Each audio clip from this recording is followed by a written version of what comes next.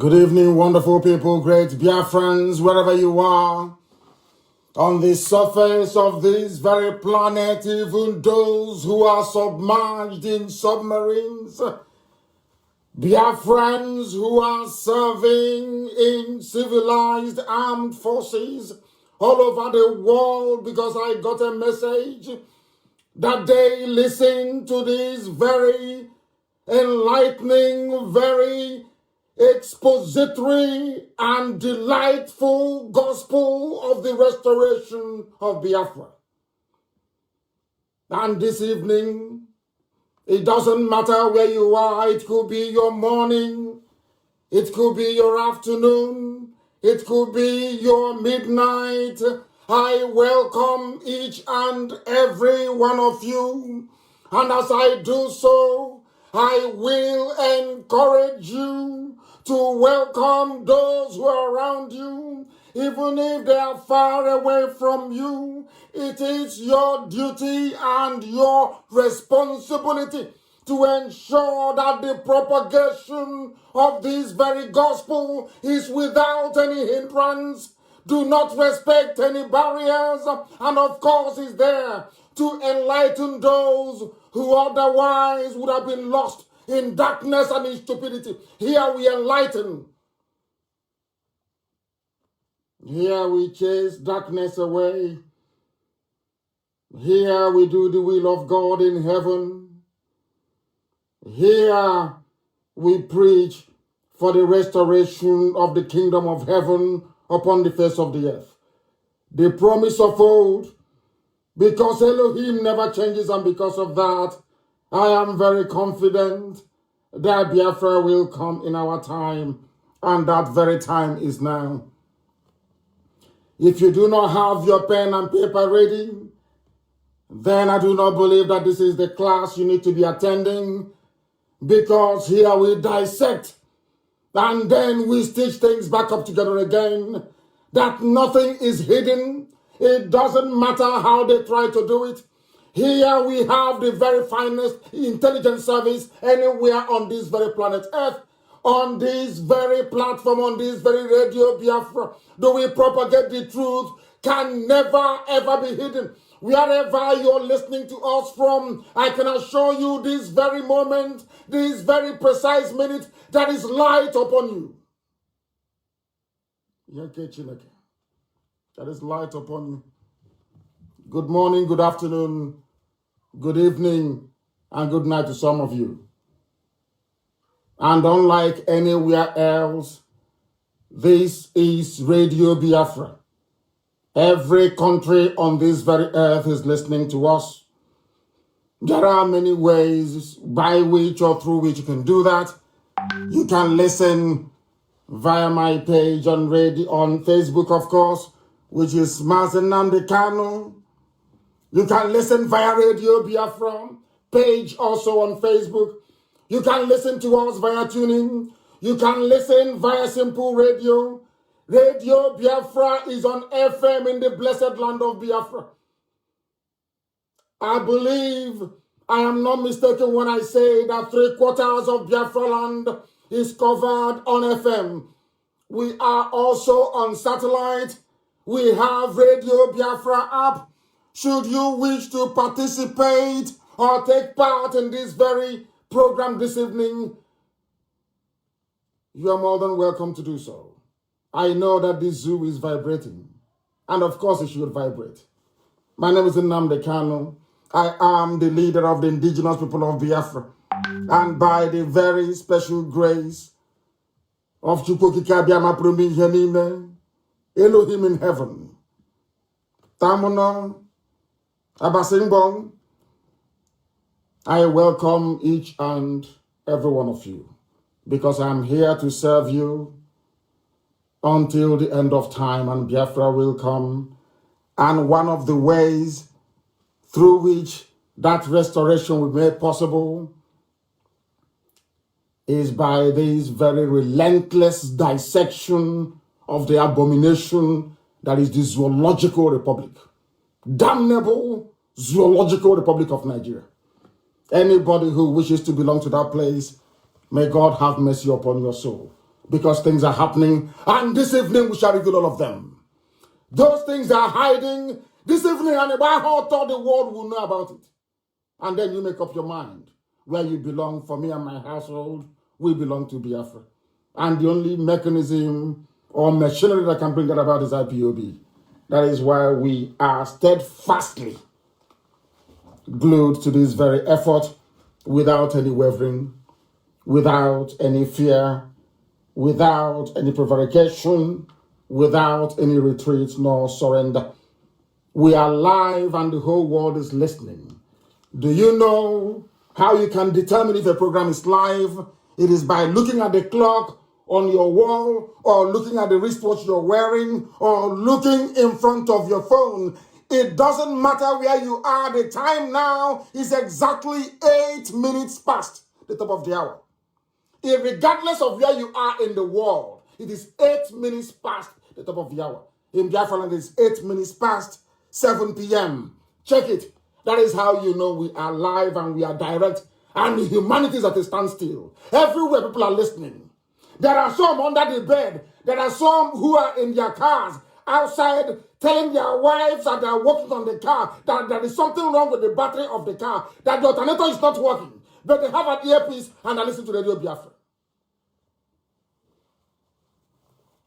Humanity will bear us witness, because we have come that the zoo may fall. As always, we commence our proceedings this evening by committing it to the hands of Elohim in heaven. That same Chukwokikabiamaprumi, the God Almighty, the I am that I am, the Ancient of Days, the Ancient of the Ancients, the Creator of everything that you see around you. Nothing made Elohim. He was before time began. And his goodness lasts forever. And it is upon the promise of that goodness that we anchor this very restoration, that Biafra may come in our time. And we will show the whole world that black people are not animals after all. We want to prove it in our time, in our lifetime, and we're going to do it. That is why we say unequivocally that man cannot stop what we are doing. It doesn't matter who you are. You cannot stop it. If you're in doubt, come out on any social media platform, do a video and say to us, over my dead body will Biafra come, and you see what will happen to you. Then you know that our mission is divine. That this very IPOB is not two, is only one. And its purpose is being fulfilled before our very eyes. We must pray wherever we are.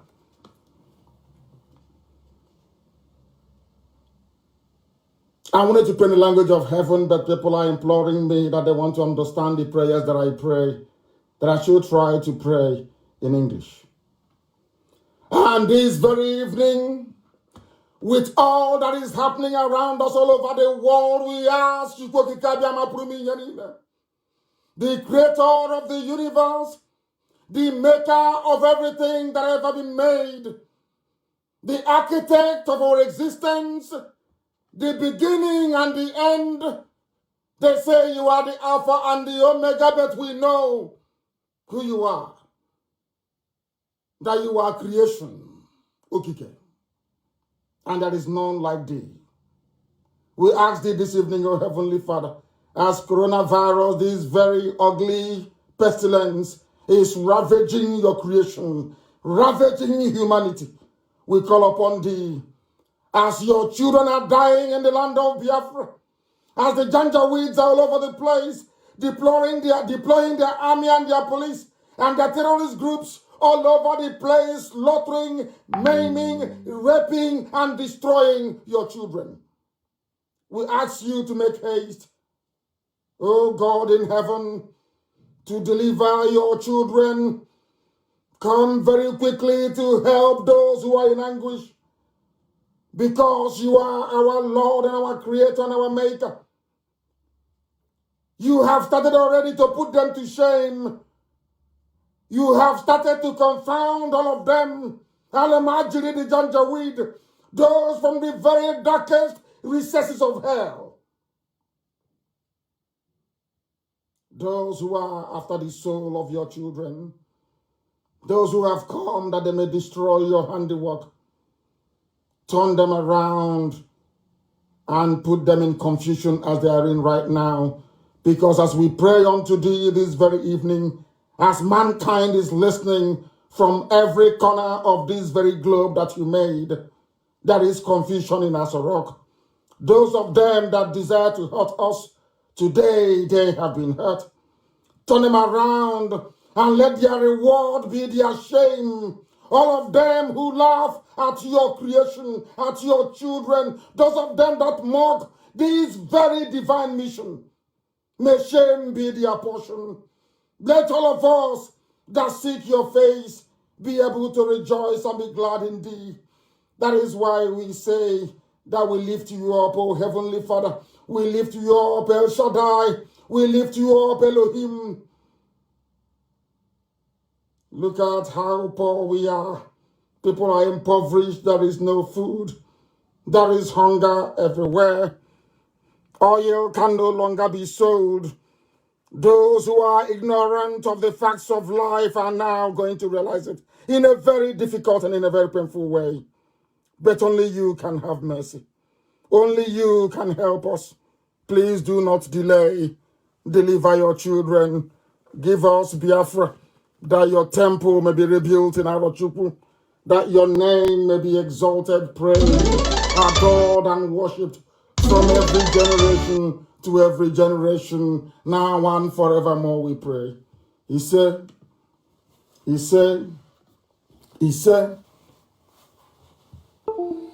this very evening you must pay very close attention to this very gospel of redemption.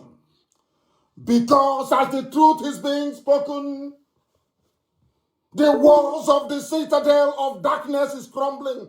As we are live on the air propagating this very gospel, they are panicking. They are panicking in Asorok. Those left alive by COVID-19, they are in a state of panic. Their brains are sterile. They have gone completely mad. There are lunatics everywhere. Because we told them, we will not fire one bullet. We will drag the entire zoo down, not through any strength that we possess, not through any extraordinary gift that may be attributable to a mortal flesh, but only by the grace of God in heaven, upon whom and in whom this very effort is anchored. That is why we know that the zoo has fallen and will continue to fall. This evening, today is Wednesday, the 22nd of April. The time is 7:15 p.m. in the blessed land of Biafra. We preach the gospel of heaven, that mankind may bear us witness, that when it comes to pass, they will say there was a time they preached this very gospel, they said what was about to come, and in their time and before their eyes, those things came. It happened. The prophetic gift that we possess is from heaven, not made of man. This very evening, I start on a very somber note, not because of poor people who are dying everywhere, not because of the fact that they're now saying that they have coronavirus in the blessed land of Biafra. If that is true, we do not know. We are still investigating. But people are dying all over the place, all around the world. We must remember that those who are dying, they have relatives, they have children, they have grandchildren. Some of them have brothers and sisters. Some have mothers and fathers. We must remember each and every one of them and ask God in heaven to please have mercy. I go to what I call a missed opportunity in the life of those who are in the zoo called Nigeria. They must listen very carefully this evening. Today is the 30th anniversary of the Gideon Oka coup. Major Gideon Oka, he was a TV man. He's from Benue State in today's, should I call it political nomenclature in the zoo, Benue. He's a TV man. He is not a Biafran. These were the people that the powers that be convinced that the problem of Nigeria following the 1966 coup was an Igbo man. You must listen attentively to this very gospel this evening. Very important to do so. and sometimes I hesitate to delve into what I call convoluted grammar that may please those who subscribe to the view that mastery of flowery English language somehow confers upon you a particular, or should I say, a degree of intellect. It doesn't wash with us. There are grandmothers who are listening, and for their sake and their sake alone, we tend to modify the way we present this very program, that our mothers and our fathers in the villages may be able to understand and follow this program. To the Alamajiri, it is very confusing to them. They will never ever understand, as I will be able to demonstrate later on as we proceed this very evening with this very wonderful rendition of a gospel from heaven itself. I am quoting verbatim what Major Gideon Oka said. So when I preach what I preach, people should not see it that I'm condemning a particular people. TV man is not Igbo. He is not a Biafran. Gideon Oka, 22nd of April, 1990, this was what he said. That's how we begin this program this evening. This is not just another coup. He was making this broadcast at the Federal Radio Corporation of Nigeria in Lagos when they attempted to take power from Babangida. Listen very carefully. I beg you in the name of God in heaven. Listen very carefully.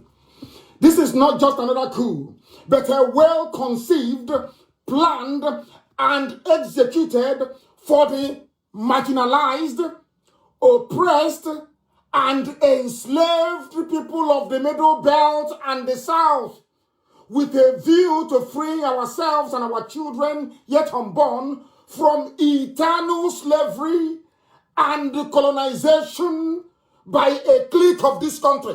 He said this thing 30 years ago.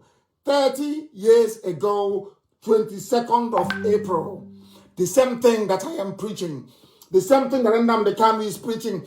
The same thing that IPOB is propagating. It is not a new philosophy.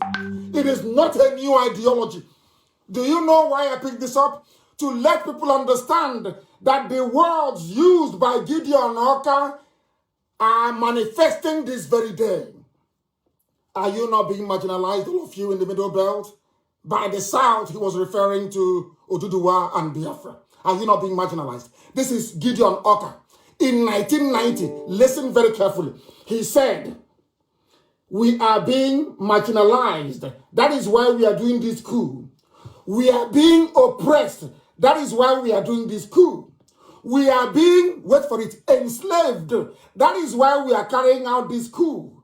Our children, even those we have not given birth to, even those that will come in the future, like those that will come in the year 2020, they will become eternal slaves to the cabal in Abuja, to the cabal which Abba Kyari represented before he died. Henry Gideon Oka saw this in 1990. 1990. I think he should be elevated to the status of a saint. If you're in Roman Catholic Church, in Anglican Church, if you believe in sainthood, I believe that Gideon Oka, he's a TV man, he should be elevated to the position of a saint. He said, the children we are going to give birth to, if we don't do anything now, they will become eternal slaves. You know what happened in Agatu. Some of you know what is happening in Benue State. Do you see that everything that Gideon Oka talked about is happening and unfolding before your eyes? Do you know why I'm dwelling on this? To let you know that once you receive a prophetic message like this, you must do something about it. And do you know the funniest thing? This very anniversary, this 30th anniversary of Henry Oka's coup against corrupt Bangida's regime, I'll read out the full text of the speech he made. Do you know where it's very funny? It was because of this coup that Babangida accelerated his move to Asorok in Abuja. And inside Asorok, he called the Israelis. They designed the office so that nobody, not even a light infantry, cannot storm Aso Rock and succeed in penetrating the office of the president. And surprise, surprise, at the 30th anniversary of Henry Yoka's speech or his coup, that office is locked. There is nobody there. The reason why you have such high level of security inside Aso Rock is because they know that middle belt officers are angry. They know that southern officers are angry.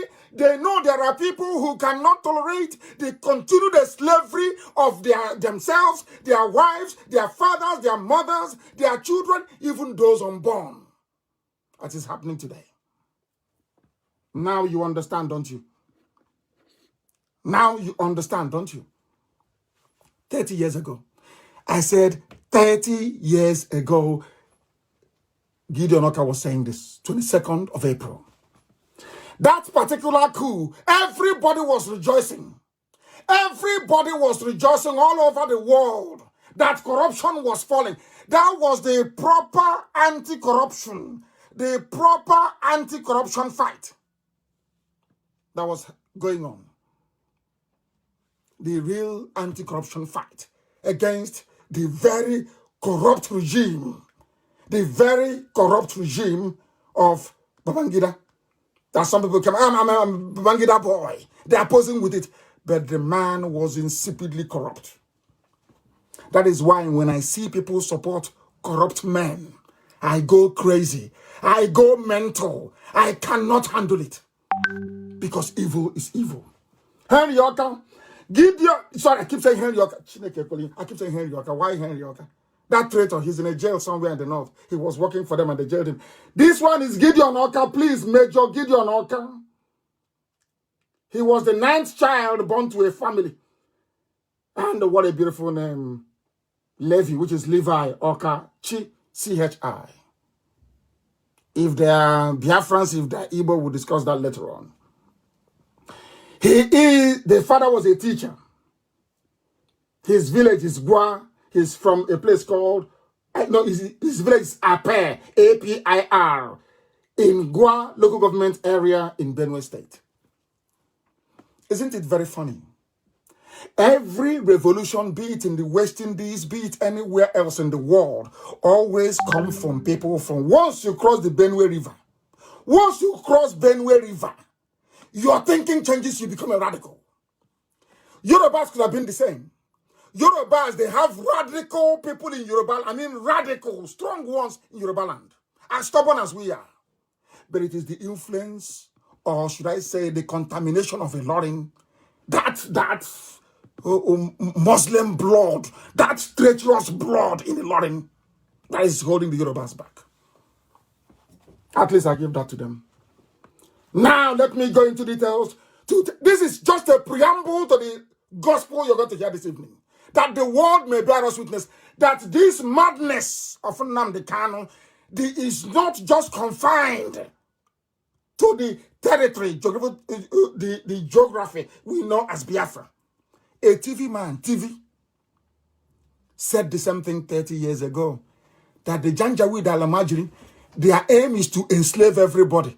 That is why they're in Ongwa today arresting people. That is why they send Miyeti Yala, their Fulani headsmen, to go to villages, kill and burn. That is why all the money they borrow, they give it to the EU to be holding, to be bribing people. They get the best consultants in the world. That is why if you are an ambassador to Nigeria, from any of the EU countries, from Canada, from US, as soon as you come in, $1 million is lodged into your account. So that when Fulani people are going about inviting their army of darkness from Mali and killing people, they won't say a word. They will never say a word. That is what is happening. That is what is happening. That is why all their plots against me will always fail.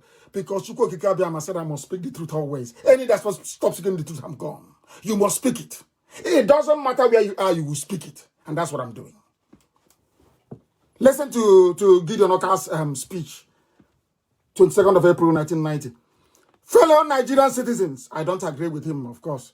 I will call it fellow zoo animals. That's how I refer to it. But he said, fellow Nigerian citizens, on behalf of the patriotic and well-meaning peoples of the Middle Belt, Exactly what I've been telling you. Middle Belt needs to be a territory of its own. He did not say on behalf of we Nigerians because he knows he is a born and bred child of the East. He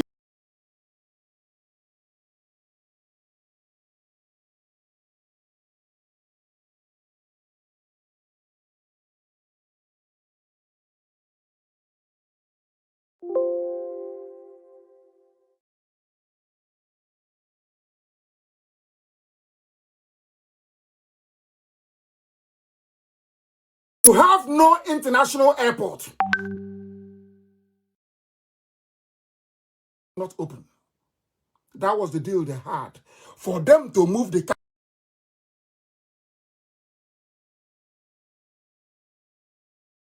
capital from Lagos to Abuja, Yoruba had to agree that no other seaport will open in Biafra land.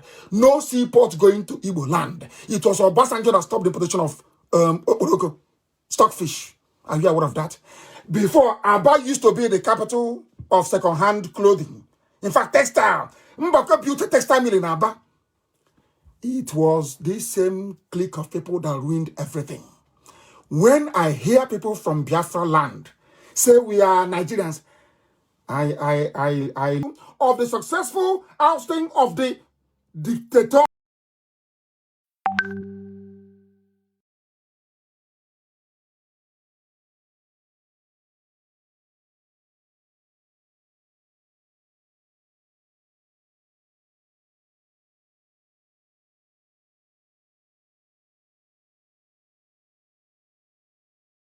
of homosexuals, of which Abakiari was, of course. I know him very well. I know the boyfriend. You people don't know what is happening in your zoo. Do you think that the curse that was laid on Asarok is a joke? Anybody who goes in there, you either die or you lose a relative. Go now to Asarok, you see what will happen to you. Abakiari is the last one. I said it live on air. If you go into Asarok to rule Nigeria, you will die there. Or your family, somebody from your household will die. Ask Jonathan, he will tell you. Ask Obasanjo, he will tell you. Ask Babangida, he will tell you. Ask Yaradua, he will tell you. You people don't know what you're in for. You have no idea that this very movement of IPOB, this Biafra movement, will crush the zoo to the ground. It will crush it to the ground. It cannot survive. It can never, ever survive. That I assure you. You watch and see what is going to happen. I will continue. We have equally commenced the trials for unabated corruption. There's still corruption till today. The same people, the same Janjaweed. Babangida's father is a Yoruba man. He knows that very well. The mom is Gwari. His father is Yoruba. He ran to his mother's people. John decided to do Rankadede. Babangida is a Yoruba man.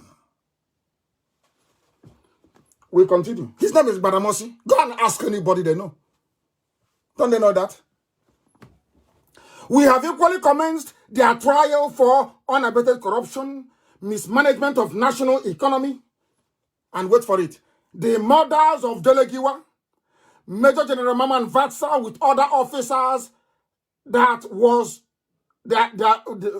did not participate in a coup, but mere intentions that were yet to materialize, and other human rights violations. Do you know why I respect Gideon Oka once again? He's a lover of the truth. If you don't love Delegiwa, that means you're not a lover of truth. That means you can never, ever accept truth in your life. And you can never progress. Sadly, both men lost their lives. But we are not discouraged. No sensible person will be discouraged. None whatsoever. When I told you that Babangida killed Delegiwa, did you believe me? You didn't. Now that Major Gideon Onaka, I'm now reading what he said in 1990. Now you believe me? Everybody knew. Paso bomb. Delegiwa was having breakfast in the morning, and they delivered the parcel to his house. He opened it. The parcel exploded, and all his stomach came out. His intestines came out. Who sent the parcel bomb? To Babangida. And after that, he actually killed the man that organized it. That's how evil that man is. Do you know why they killed him? Because he went into all the corruption from MPN. Those who planned even the killing of Delegiwa, even the French were amongst those that planned to kill him because of Fugro. Some of you don't know Fugro. Go and Google it. It was a construction firm. Fugro was in agreement with MPN. Some of you are talking about Ismaila Isafuntua. That was how he got his money. That was how he'll be shocked tonight how I know these things. That was how he got his money. The corruption perpetrated by MPN with Fugro was so much that when Delegiwa died, Fugro representatives in France took out an advertisement in the newspaper and said they're very happy that he's dead. In other words, it is black people helping to enslave themselves for the white man. It is not the white man. It is black people enslaving themselves for the benefit of the white man. That's Gideon Oka's speech, and many more. Gideon Oka said that from the beginning, it has always been the plan of the Fulani Caliphate to dominate. That's what he's saying. But these were the same people that lied to everybody, came into my nation, into my land, into Biafra, went to my own people in the coastal region, Ejo, Ibibio, Efik, and said to them, Igbo man is domineering. Look at what is happening to us today. Who is domineering who now? Who is dominating who now? And the same thing that they are doing now locally by selecting a few people, promising them 2023, they'll give them an appointment to defend evil, is exactly what the Europeans have done to us. They select who goes into power in Africa. If they don't like you, as the French have done time and time again, they kill you. And your next door neighbor will be, who would want to own a house in Dubai, in New York, in Paris, in London. They will gladly go in with his village people to say, oh, good riddance, he's dead, let's leave him. African people is we are the architects of our own misfortune. Greed and repudiation of the truth.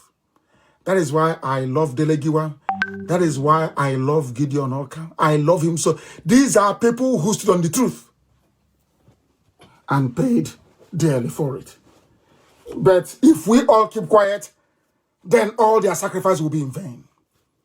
But if we pursue this mission to its logical conclusion, then we have won, at least for their memory.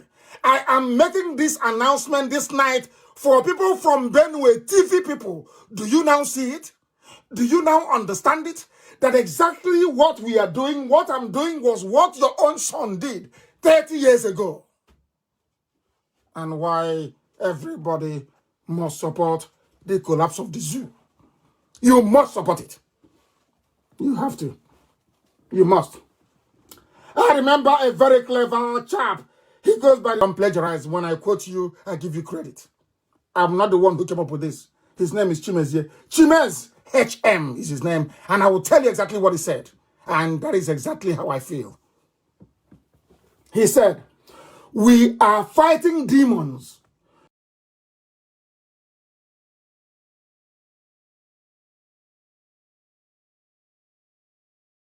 That the biggest demon we are fighting, that is a problem with our connection. But I don't know why Facebook keeps doing this all the time. I don't know what is wrong with them. Every other thing, on the same network, everywhere else is fine. It's only on my page that they're interrupting it. It's only on my. I don't know what is wrong with them. We are hitting them very hard, isn't it? If you don't understand what I'm saying, let the next person interpret for you. People should interpret for them on Facebook and on all platforms where this program is being listened to.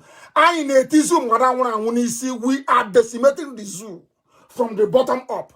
There will be nothing left. Brick by brick, we are dismantling Asorok. Brick by brick. Listen to what this young man said. He said that the biggest demon we are fighting is ignorance. Do you know why?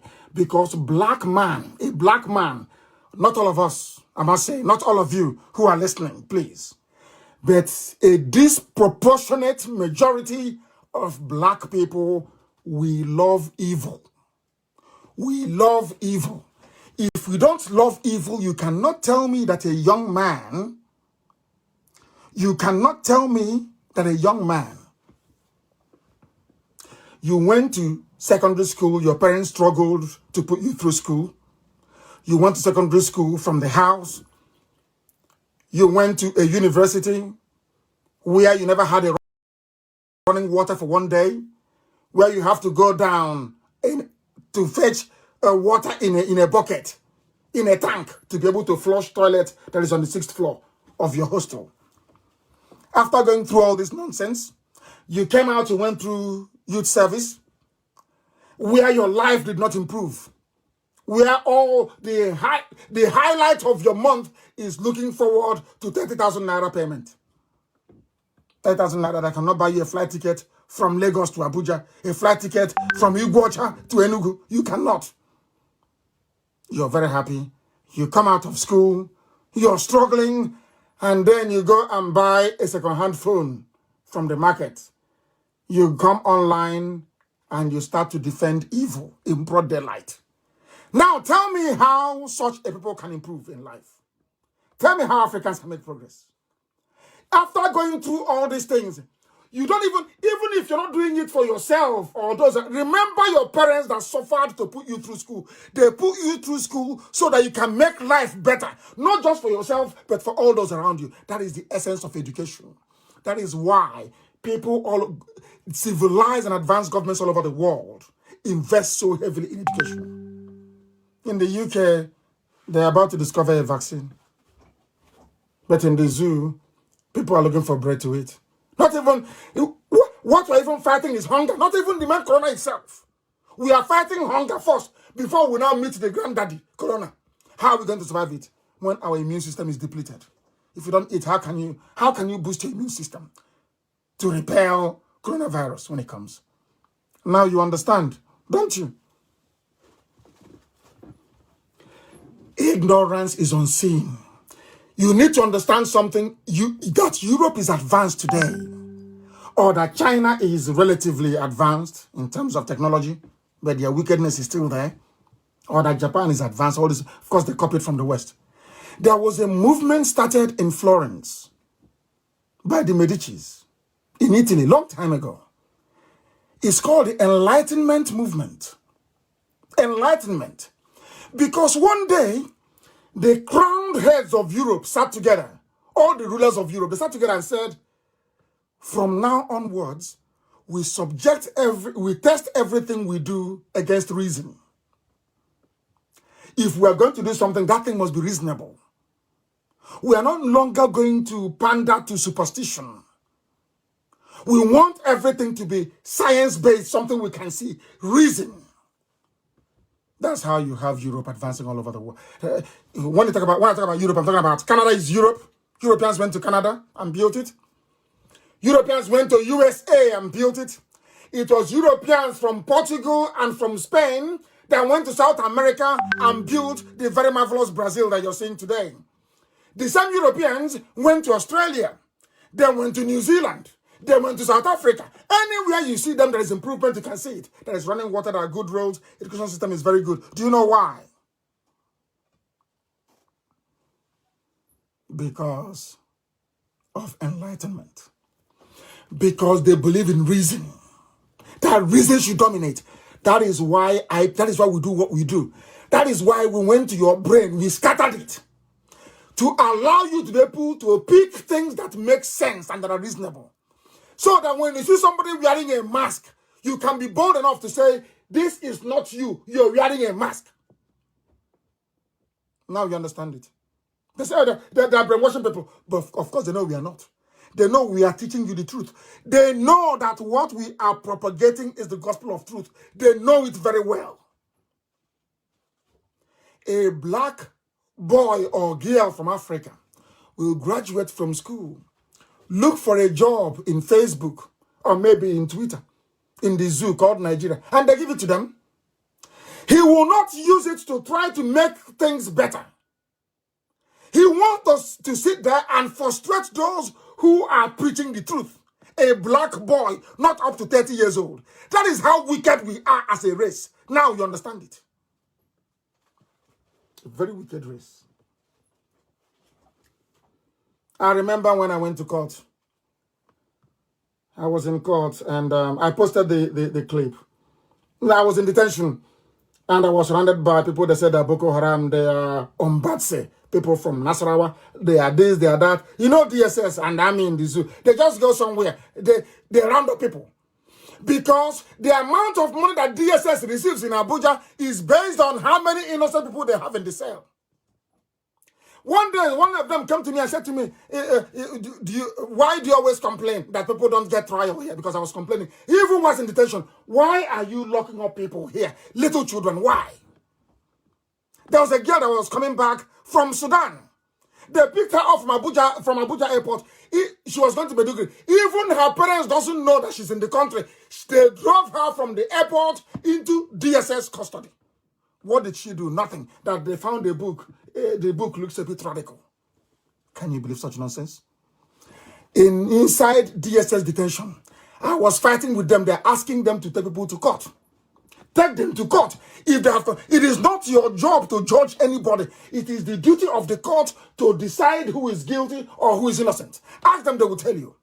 That was where I told them, they asked me, oh, but what do we do? This Biafra you're doing, why don't you do it for the whole of Nigeria? I said, no, but I'll give you one tip. Go and build railways. It was from the advice I gave them that they told Amechi they started building railways all over the place. From me, inside DSS custody. Go and ask them. It's on record. I'll tell them I'm a political economist. I know what to do to grow Biafran economy within 6 months. I know what to do. It's in my brain, but I cannot give it to Nigeria because they're useless. Do you know that I was inside my cell? These boys, little boys, they picked up from Niger State. They said they're Boko Haram. Maltreating them. You will stay in one place for 8 months. You don't come. Some for 2 years in one tiny spot. You don't see the sunlight outside. Nothing. I said, no, this is terrible. When I was transferred to Kuje, inside Kuje, I sent people that left the prison outside. I gave them money. I said to them, go to Nasarawa State, go to Niger State, go to Kwara State, go to Kaduna, go to Kanu, go to Bauchi. These are the names of the people that I was in prison with. They're accused of being Boko Haram suspects. There is no trial for them. They've not seen outside for the past 4 years for some of them. Look for their parents and bring them to Abuja for me. I paid. I'm saying this because of those that accuse me. Oh, he's too selfish. It's always about Igbo alone and the Biafra. Why every time is Biafra. I said to them, you that is claiming that you're a one Nigerian, how many people have you helped outside your tribe before? How many? When I was inside, I brought them to Abuja. I brought them to Abuja. The Binta Yako said I shouldn't speak when I go outside. I was in prison. They said that you're very stubborn. The Dambanzao said you shouldn't give any press statement. They sent some idiots to come and see me inside the prison. I told them to go to hell. Benjamin Madibugu was with me. I said, go to hell. Who are you people? They said, when they drag me to court, it is like a president going to court. They drag me to court with armored personnel carriers. Guns everywhere. Siren. When I'm coming to court, you think a president is coming to court. Inside the court of law, I was in handcuffs when I went into the court. I came out before I can climb into their prison van to take me back to Kuje. I gave a press conference, a world press conference there and then. I called the parents of the children being held illegally by DSS. I said, these are the people. Inside there, you had Kanuri. A Hausa family was there. Bagi family was there. The other one from Nasser, I've forgotten the tribe, was there. Yoruba was there. And I asked them, a few days I asked myself, how many people in the whole of Nigeria, be they minister or governor, how many of you has ever done such a thing before for people? They have not. When I was in Kuja, when I left Kuja, they were crying. I used to pay for lawyers to come and give people proper legal representation. A Joffa was working sometimes without pay, morning, noon, and night to get people out. asked them. They said, when people visit, they said, until they will never see any other person like me come to such a place. But you had Alex Bade, all the big shots that were coming. How many people did they help? But they are your Nigerians. I am a Biafran. I came into prison because I'm a Biafran. I was in detention because I'm a Biafran. Yet this Biafran is the only one helping poor Fulani and Hausa people in prison. That tells you who we are. What we are doing is not against anybody. I hate poverty. I hate ignorance. I hate the fact that there are old men and women who cannot feed. I hate the fact that our kids are not going to very good schools. My own children are going to very good schools. And you want me to be happy seeing other people's children suffering, selling banana and oranges. That was not how God made me. That was not the sort of child I was raised to become by my father and my mother. I was raised to fight injustice. And that's what we are doing. And that injustice also includes ignorance. It includes ignorance, and we must fight it. Chukwuokike Abiama did not send me to do this very work that I may become rich, maybe acquire cars or build mansions, or maybe I'll be basking in some stupid glory. I was sent that the kingdom of heaven may be restored upon the face of the earth, that Biafra may come. That is my one sole purpose. That is why I am indestructible. Indestructible. If you like, you try and see. I broke the cordon in Abakaliki. Therefore, he set up cordon with army and police. They come, their gun and said, I will shoot. I said, shoot. I broke their cordon. Had the Nigerian army not been cowards, they would have attacked me when I am outside, not in my house, where I have my father and my mother. But anytime I go outside, they never attacked me. They were scared. As the cowards they are. They had to come to my house with my parents in it. I went to Kulobia. Obiano said, don't come to Kulobia. I said, you are talking rubbish. I went to Iguacha. They said, I went to Iguacha. Before we left, the hold up in Iguacha in Port Harcourt was 8 hours. They know I am destructively stubborn. If I say I will destroy Nigeria, God in heaven knows. Of course, he sent me. The zoo is gone. I can't leave you. The more you complain, this thing you're doing, the more I do it. The more you complain, this thing you're doing, the more I do it. You don't know who we are. You don't know IPOB. That thing you're asking us not to do is what we are going to do. That was why we shattered Twitter yesterday. Only an order that was given within 2 hours. Twitter itself was even crying that we should take it easy. Do you see how determined we are? Is anybody paying us? These are the same people contributing money to run IPOB for them. Because the finest army in the world is a volunteer army, not the one you conscript, not the one you do by force. Willingly. That is why we are formidable. Exceptionally formidable. Elohim did not send me to this world to have cars, fancy car, fancy house. Oh, can you see my house there? Rubbish. I'm not doing anything with it. The one my father left, I'm only going to sleep in one tiny bed, isn't it? It's more than enough. One tiny bed. Nelson Mandela never had a house. There was no need. His job was to free his people, not to be driving cars or owning properties. Rubbish. Rubbish. We must proceed. Biafra is the last miracle on earth, and it's going to happen, and you will see it. They're at a time when things can no longer be the same. In the era of Corona, it has come, and you will see it. I will see. You see it. I warned you. How many weeks ago did I warn you? You are bringing Chinese. You are going to suffer. You are bringing Chinese. You are going to suffer. None of you listened. He said, oh, Nnamdi Kanu, he's making noise. He's making mouth. Has it not happened? And I said to you, when you start to die in Nigeria, when you begin to die, remember my broadcast. I told you, I warned you only 3 weeks ago that the coming of the Chinese is your doom. And surprise, surprise, I'll read it from Daily Trust. I'll read what Daily Trust says here. Over 150 people died in Kanu between Friday and Saturday of last week. And they have been buried in 3 cemeteries, heightening fears that they died because of an ailment they don't know. Did I not tell you? When the Chinese come in, you are going to die. And you know, do you know who brought them in? The same people that you are talking, oh, say, hey, who said the chief of staff? People are now talking about chief of staff as if it's just a campaign. People are going on a campaign. Oh, this is Aisha's list. This is Simon Dar's list. Oh, this is the list of King Gibe. Hi! And I keep asking myself, are you sure these people are human beings? These are the men. Because the office is locked.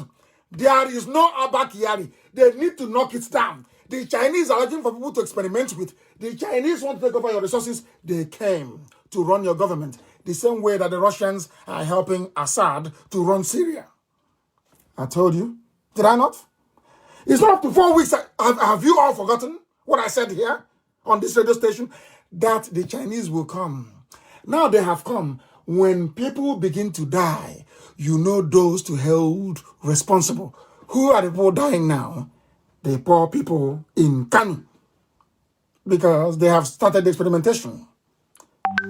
Many more will die, unfortunately. Many more will die. I'm sorry to say this, because you don't listen. As our brother said, you have ignorance in growing inside your brain cells. You have no conscience. Ignorance everywhere. This is the price of ignorance. When people are ignorant, they go to the toilet with a bucket of water. When people are ignorant, there is no light, they run generator. When people are ignorant, they have no roads. When they drive, they fall into a ditch and they die. When people are ignorant, their graduates don't get any job. When people are ignorant, their children can barely feed. When people are ignorant, when there is a pandemic, they are all abandoned to die. When people are ignorant, the army will kill you. When you're ignorant, the police will kill you. When you're ignorant, a politician will give you 2,000 naira to buy your PVC and your life is gone.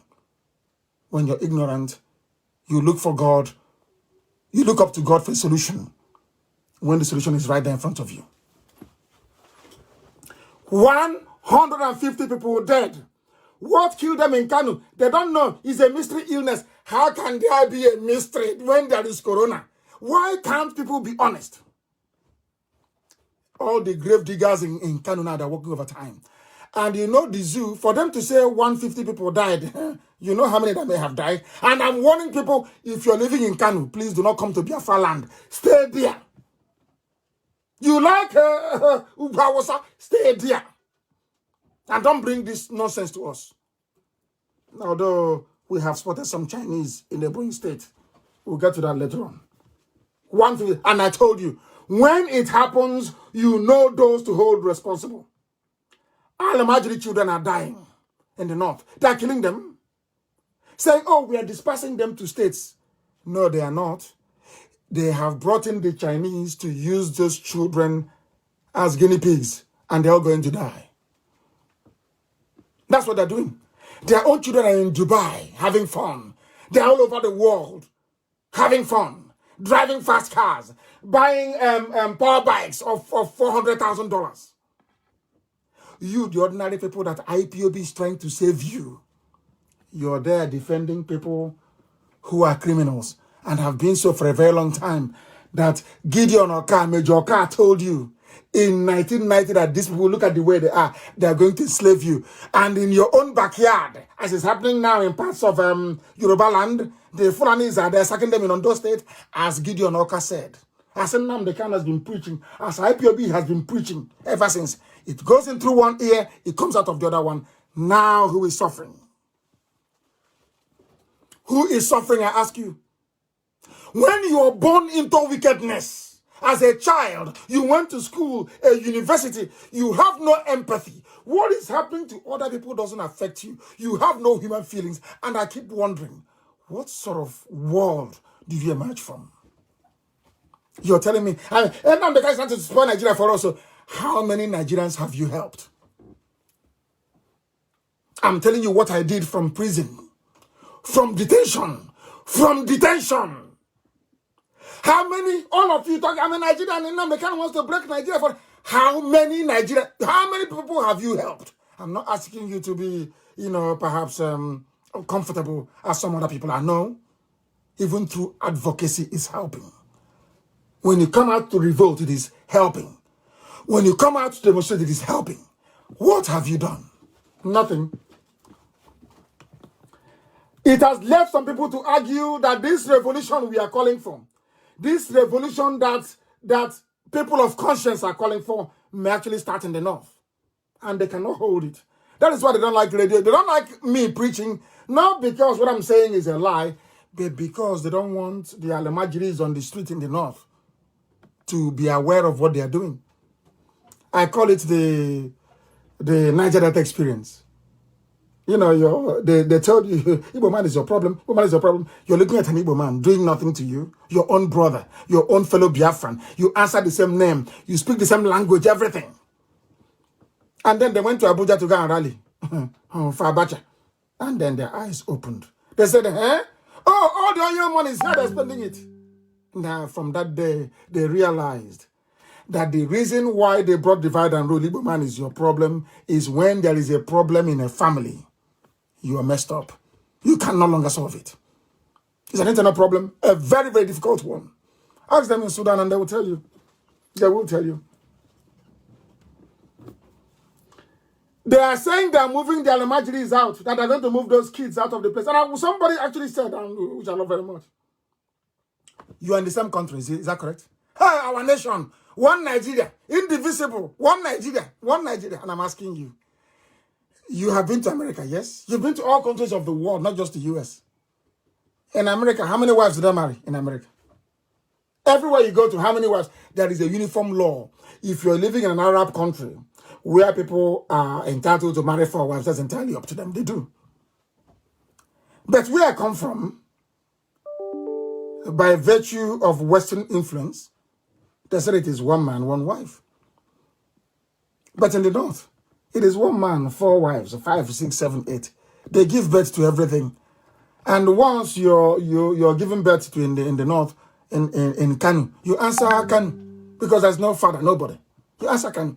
They give birth to you in Funtua, you answer Funtua. They give birth to you in Katsina, you answer Usman Katsina. Because there's no father, Alamajiri, everywhere Alamajiri. These are the things that Gideon Oka was warning you about. But this time around, those Alamajiris that they have been convincing over the years, doing Rankadede, using them to put them in the army and in the police, give them AK-47 to come to the south and be killing people. They are now going to realize that these same people have been using them as well. What did those cow-loving illiterate Alamajiri do? They have been making matters worse. People are suffering from coronavirus now in Kanu. They want to disperse the children. The Chinese have told them, move these children away from here. They are now carrying all those diseases to all the states of the north. What Bill Gates and the wife said is about to come true. And who are the culprits? Don't blame the Alamajiri children in the north. You're going to blame all those you have in Asorok, all of them. They are the ones bringing this death. They are the ones bringing this death in. And I warned you that it will happen.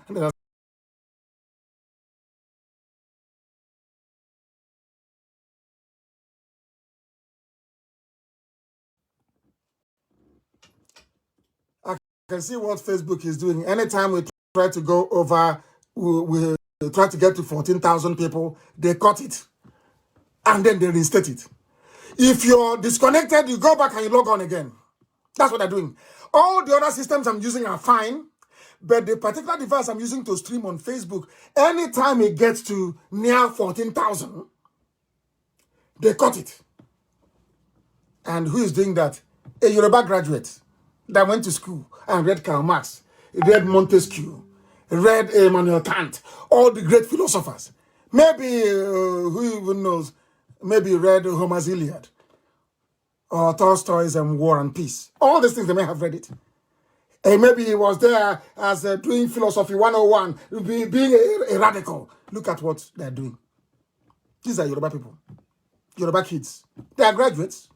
They're in Facebook. All they're doing is to make sure that the truth will not come out. Tell me you want to that a young man You want to have good roads. So you went to secondary school, you read Karl Marx, read Montesquieu, read Immanuel Kant, all the great philosophers. Maybe, who even knows, maybe read Homer's Iliad or Tolstoy's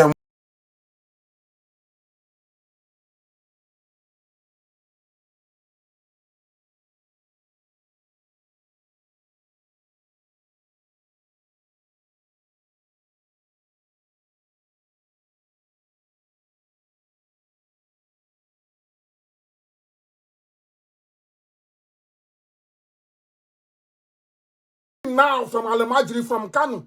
They have gone there and infected them and are now moving them to all the states around.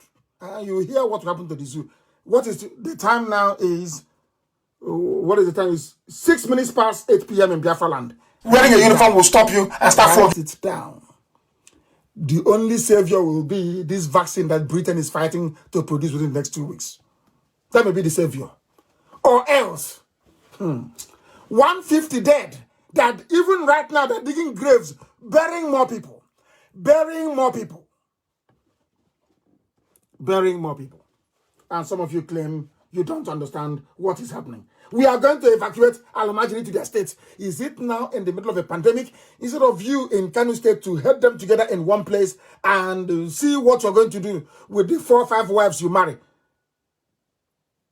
No, we are going to send them to their states. How do you know their states? Some are from Chad. Some come from Niger Republic. Some are from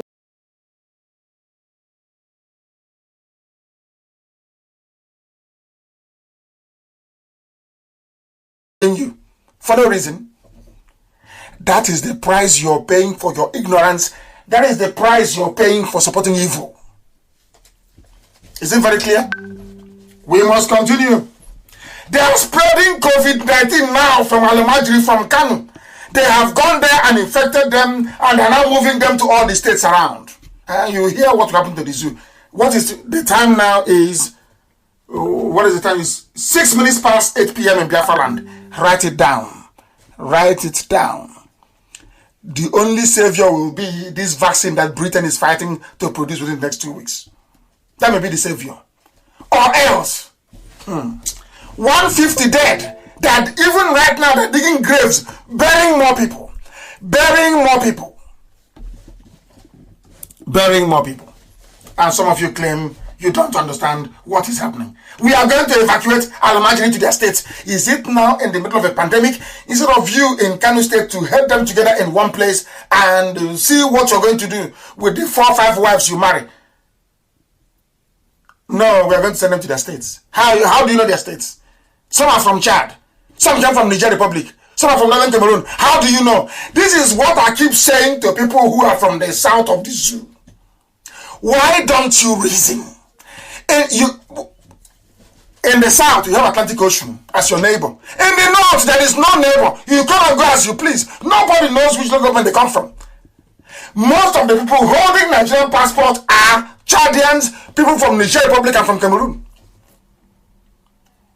They don't speak one language, Hausa. And that's it. And they think they are doing it to cheat the South. They think that the reason why they is to cheat the South. They don't know they're storing problems for themselves. 150 dead. In Nigeria, this was telling you that 150 people died, and you believe it? It's 150. It's over 1,000. You know the way there.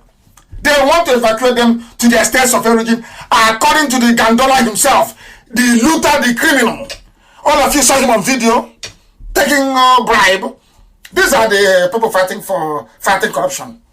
That was what Gideon Oka, God forbid, Gideon Oka, that was what he was saying 30 years ago.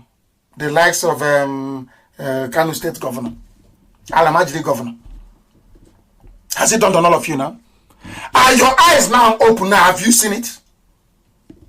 That this message we are preaching did not start today. Other people who are not Biafrans, other people who are not Igbo, other people who did not fight the war for Biafra, other people who have seen South, he was a major in the army, and he said, we better divide this country.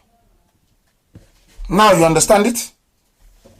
The only difference between myself and Gideon Oka is that his boundary is up a bit north, more than mine. And those people that he said should be removed, they are the ones that went Sharia later on. Obasanjo gave them Sharia. Obasanjo gave them Sharia. But when you want to ask for, when you agitate for freedom, they say no. But when Al-Majri in the north, when Janjaweed agitated for Sharia, he gave it to them. Because Obasanjo is scared. They control the army. You think they're stupid? They control the army. They control the police. If you like, they shoot you. And that's the other end of you. You go to Amnesty, they will write one report. And then you go to Britain. Britain will tell you that worse things happen all over the world. That is just life. Do you see the mess you're in? Do you see the mess we are trying to dig you out of? Both physically and mentally. Al-Majri, you did not despise them before the Chinese. Now the Chinese came. China told them, despise with the disease, go in and multiply. And it is going to multiply in the zoo. And they're in a hurry now. Because the vaccine is going to come out very soon. They're in a hurry to kill as many as possible. And these are what you call your leaders. Elder statesmen. These are the idiots that brought Chinese discriminating against black people inside China, killing black people inside China, humiliating Africans in China. You went and you brought them. And you're saying you're a leader. And you are clapping for them. You're clapping for them. Hey, tell me why God will not punish you. Just tell me why you should have electricity. Tell me why you have a good road. Every day you lament. Every day, hey, who did this to us? So you did it to yourself. We are showing you the way out for everybody. For everybody. If you don't know, let me tell you. Let Jubril come out now. He cannot come out. He's trapped in Cuba. To divert attention, writing rubbish yesterday. Yeah. Because we slaughtered them on Twitter. Only one command. Only one command. The zoo were crying. And today, they did arrange. Go and ask any governor in your state today. They are holding a meeting. They held a meeting with Jubril. Not face to face, but by the phone. Via teleconference. Do you know why? They don't want them to come to Abuja. After people have been going to Abuja, they don't receive the EU delegation in Abuja. Why? How come the governors cannot go to Abuja? They cannot go to Abuja because the crown there is not Jubril. Jubril is trapped. The one that can speak possible English is trapped in Cuba. I think we're stupid. But we know.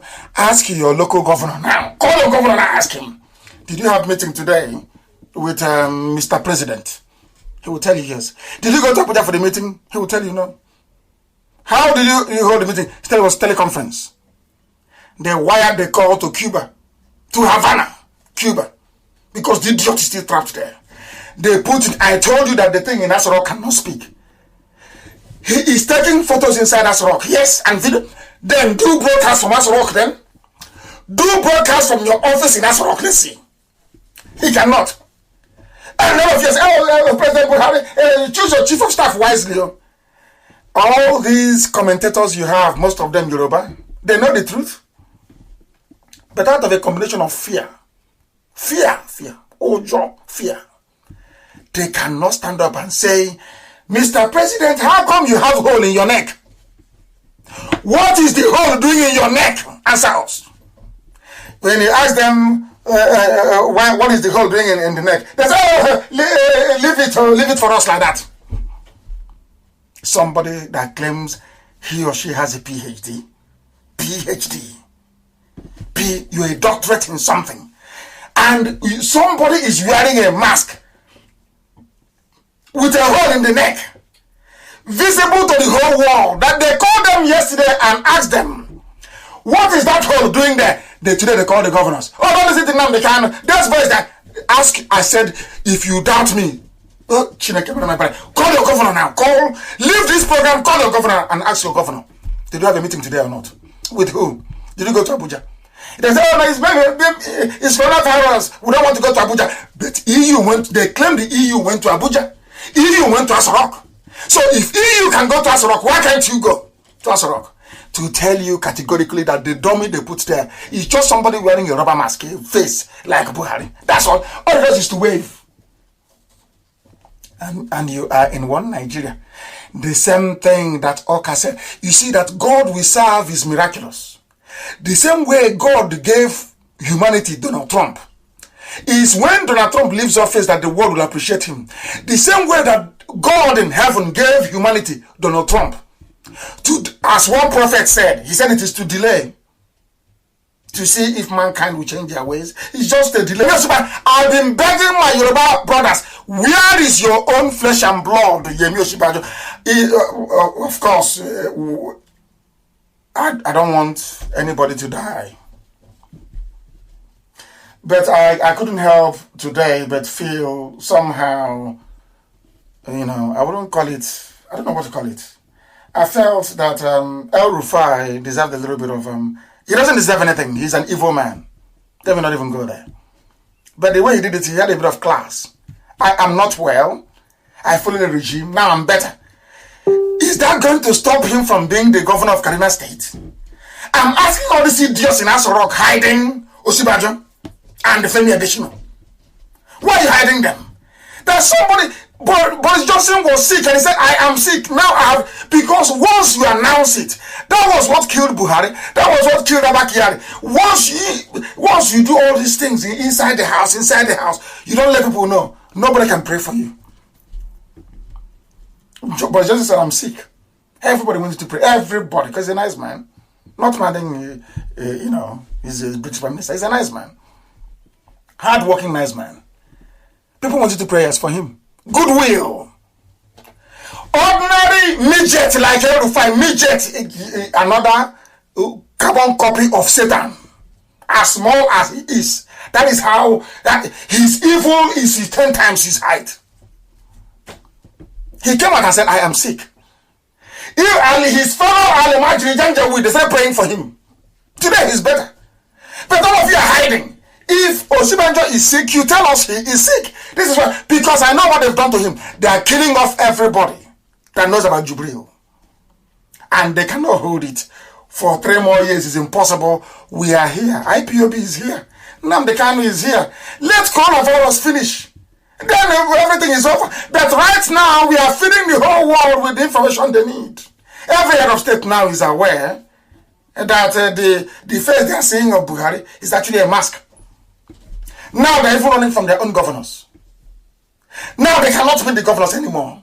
As I told you, that if you're in Aso Rock, why can't you call? After all, the governor of Borno State went to see you. That's what we are told. That he met the governor of Borno State. So why can't you meet the other governors then? You met the EU, a delegation. Why can't you meet the governors? Because that thing there is for Photoshop. Waving and smiling. We're holding them in a bad place. I didn't hear about John, and they know it. And they're crying. If you listen to Radio Biafra and you don't learn anything, then you're a Tibori, but you're destined not to learn anything in your life. Because here we break it down.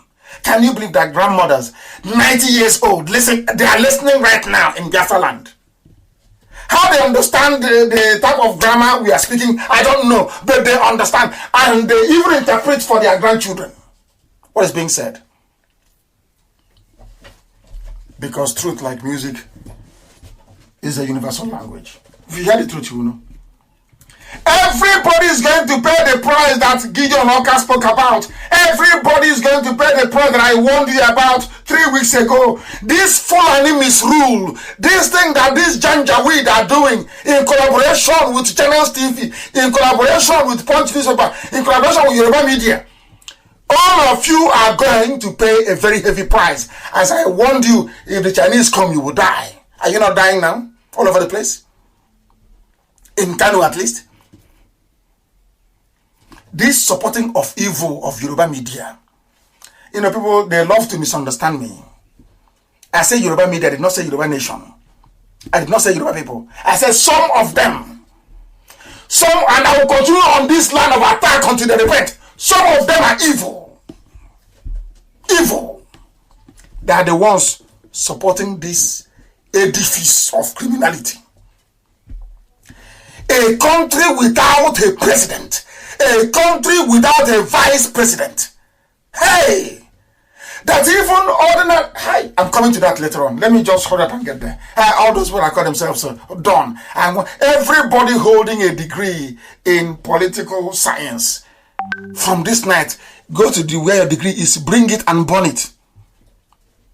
I'm sorry to say, it doesn't matter if you're a Biafran, if you're from any, go and bring it and burn it, because the idiots that taught you and when you're in university, they're useless. You didn't learn anything. You didn't learn anything. My own rudimentary knowledge of government I got from a secondary school is better than we can't compete. And I will tell you why. If your child is studying political science, withdraw them from Nigerian University, because it's a very useless place. You are going to make them more foolish than they are, as long as Al-Majri is in power. Ordinary chief of staff position. It's something that they're voting for. It's not election. Unbelievable. Unbelievable. And as I warned you before, how old is Abba Kyari? They said he's 67. I want that very picture to be posted actually. They said he's 67. And how old is Buhari? 77, they claim. Of course, it's a lie. He's 77. Hey, unbelievable. 77. And everybody caught coronavirus, but not him. And you're telling me that Buhari is alive. Buhari had a major brain surgery. The man was a vegetable. He was incoherent. Didn't know if he was going or coming. That man, that was a skeleton, is now 40 years younger. That man that walked hand in hand with Abba Kyari, they sit together in the same meeting, did not catch coronavirus, no. But Abba Kyari has it. The rest of the cabal, they have it. El Rufai had it as well. Buratai has coronavirus. He's treating himself. He has it. He's now he managed to enter Niger Republic yesterday. He's there now, receiving treatment. He fled to another place by road, sending Air Force to throw bomb from the air when he's running on the ground, running to Niger Republic. I'm lying to all of you. Somebody who is 77 years old, with a history of medical condition, brain tumor, did not get corona. It is somebody who is 67 that got it. And El Rufai, I don't know how old he is. That midget, I don't know how old he is. And you're telling me you're reasonable. You're telling me you have brain and you can think. You're intelligent, yes? Intelligent. Hey, Zualamni, unbelievable. There is something called the laws of deduction. Everybody in Abba Kyari's office has tested positive for coronavirus, but no. You claim Buhari is there, but not Buhari. He is sick, and he doesn't wear a mask when he comes out. Hey, zoo, you're not zoo for nothing. Nigerians, I'm telling you, you are not zoo animals for nothing. Even animals can do better than this. Animals in a cage can do better. They have better reasoning than this. A president is 77 years old, you claim, has history of medical condition, had a brain tumor, by his own confession with his own mouth. Somebody who is 67 caught it, his closest friend, the person that sees him more than Aisha does, and he didn't get it. And the staff of this very man, Abba Kyari, his staff, they all have tested positive for it. Young men and women. A 77-year-old man on medication, on life support more or less, did not get it. Hey, Nigerians, you people, God should just come and wipe out the whole place. You people are useless, beyond belief. Useless to the core. More than useless. Nigerians are hopeless everywhere. It has been confirmed by what they call presidential source. This is a Janjaweed newspaper. It's from the north. That all persons, everybody that met Abba Kyari is in trouble. It is here. And you're telling me it's a 77. Baba go slow. Baba is going slow. Hey, zoo. Hey, zoo. Unbelievable. Nigeria is a joke, honestly speaking. A very big joke. And the people are suffering. They went and brought in the Chinese to take care of their government for them. So America cannot tell them what to do. And maybe Ahmed or whoever. You know, there's a tussle. Today they announce it's King Gibbon. Tomorrow they announce it's Ahmed. The other one they want to Marwa. You understand what is happening now, don't you? They cannot decide. But they have one thing in common. They don't want the world to know through their squabbling that there is nobody there. That's why it seems as if there is some form of a ceasefire, an agreement. Whoever you put there as the chief of staff is now going to be the de facto president because you don't have a president. Nigerians, you do not have a president. I am Nnamdi Kanu from Isama Faruku Kana Asu Igbo. Asu Yofuma. Asu Beke Asu Yofuma. So you know it's me talking. Ask that thing in Asorok. You claim it's Buhari to stand up. I remember one village in Katsina. One village only. He cannot. You are all busy deceiving yourselves. And that was what the Chinese saw and said, these are idiots. Let's go and take everything from them. These are idiots. I went to school. I studied at Toronto. I went to Harvard. I was at Harvard. If this is how people that went to Harvard behave, my children will not go to Harvard. I'm telling you the truth. It's this complete disgrace. Nigerians and that useless country, Nigeria, is an abomination before man and before God. The way they reason is sickening. Sickening is sickens. I'm telling you. You are in the middle of a pandemic. If you're telling me in any country of this world, 150 people will die in one day, and the president will not speak? Are you people well? All of you that call yourself Nigerians, are you well? Are you sure your brains are correct? You have a president in a country, 150 people dead in one day, and no statement, no speech, no nothing? Hey, people should take it easy now. This level of stupidity is astonishing. And meanwhile, people are asking, why did Trump defund World Health Organization? You know, some of our people, they don't read between the lines, but here we do. That's one good thing about IPOB and radio. We read between the lines. Forget about the headline. We go underneath. It's just like people who are lazy, like Alamajiri. And those 10K ERATs, you know, even in the money they pay the ERATs, they discriminate. If you're from the north, if you're an ERAT for Loreto Noche, you get 10K, 10,000 naira a week. If you're from the east, you get 3,000 naira a week. Go and join them if you want. It's free. They're paying, they're sharing money. It's like trader money, they're sharing it. For ERATs, you go and buy for time take no phone, and you open Facebook account in a fake name, and you start talking rubbish about Biafra.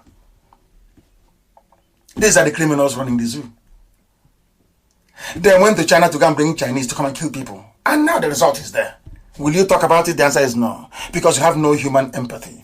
You don't feel for other people. Until it affects you. Then you know how painful it is. Then start calling God and asking people to help you. But when others were in distress, you did not do anything. You did not flinch. Coronavirus is of animal origin, according to World Health Organization. They said it's not from the lab. I think you've heard it. From World Health. Now listen to what this man opened. A scientist. Listen to what he has to say. He's an African man from Ethiopia. Eritrea. I don't know where he comes from. I don't know why we keep discussing ourselves all over the world every time. African people. I don't know. I have no idea. Of course, Kofi Annan served with distinction. And to an extent, I must give him credit. Emeka Anyoko did very well with the Commonwealth. He did very well, to be honest with you. He was a very astute diplomat. He did very well. Kofi Annan did well at the UN. But where did they get this man from? Where did he come from? Hey, Do you know what he said? When they asked him, how do you know it did not come from the lab? Listen to his answer. World Health Organization. Listen to the answer. It is probable, likely, this is a direct quote of this man, Fadela Chaib, not Gabriel what? Not that one. This is Chaib. Or is it Gabriel Selassie? I don't know what they call that one.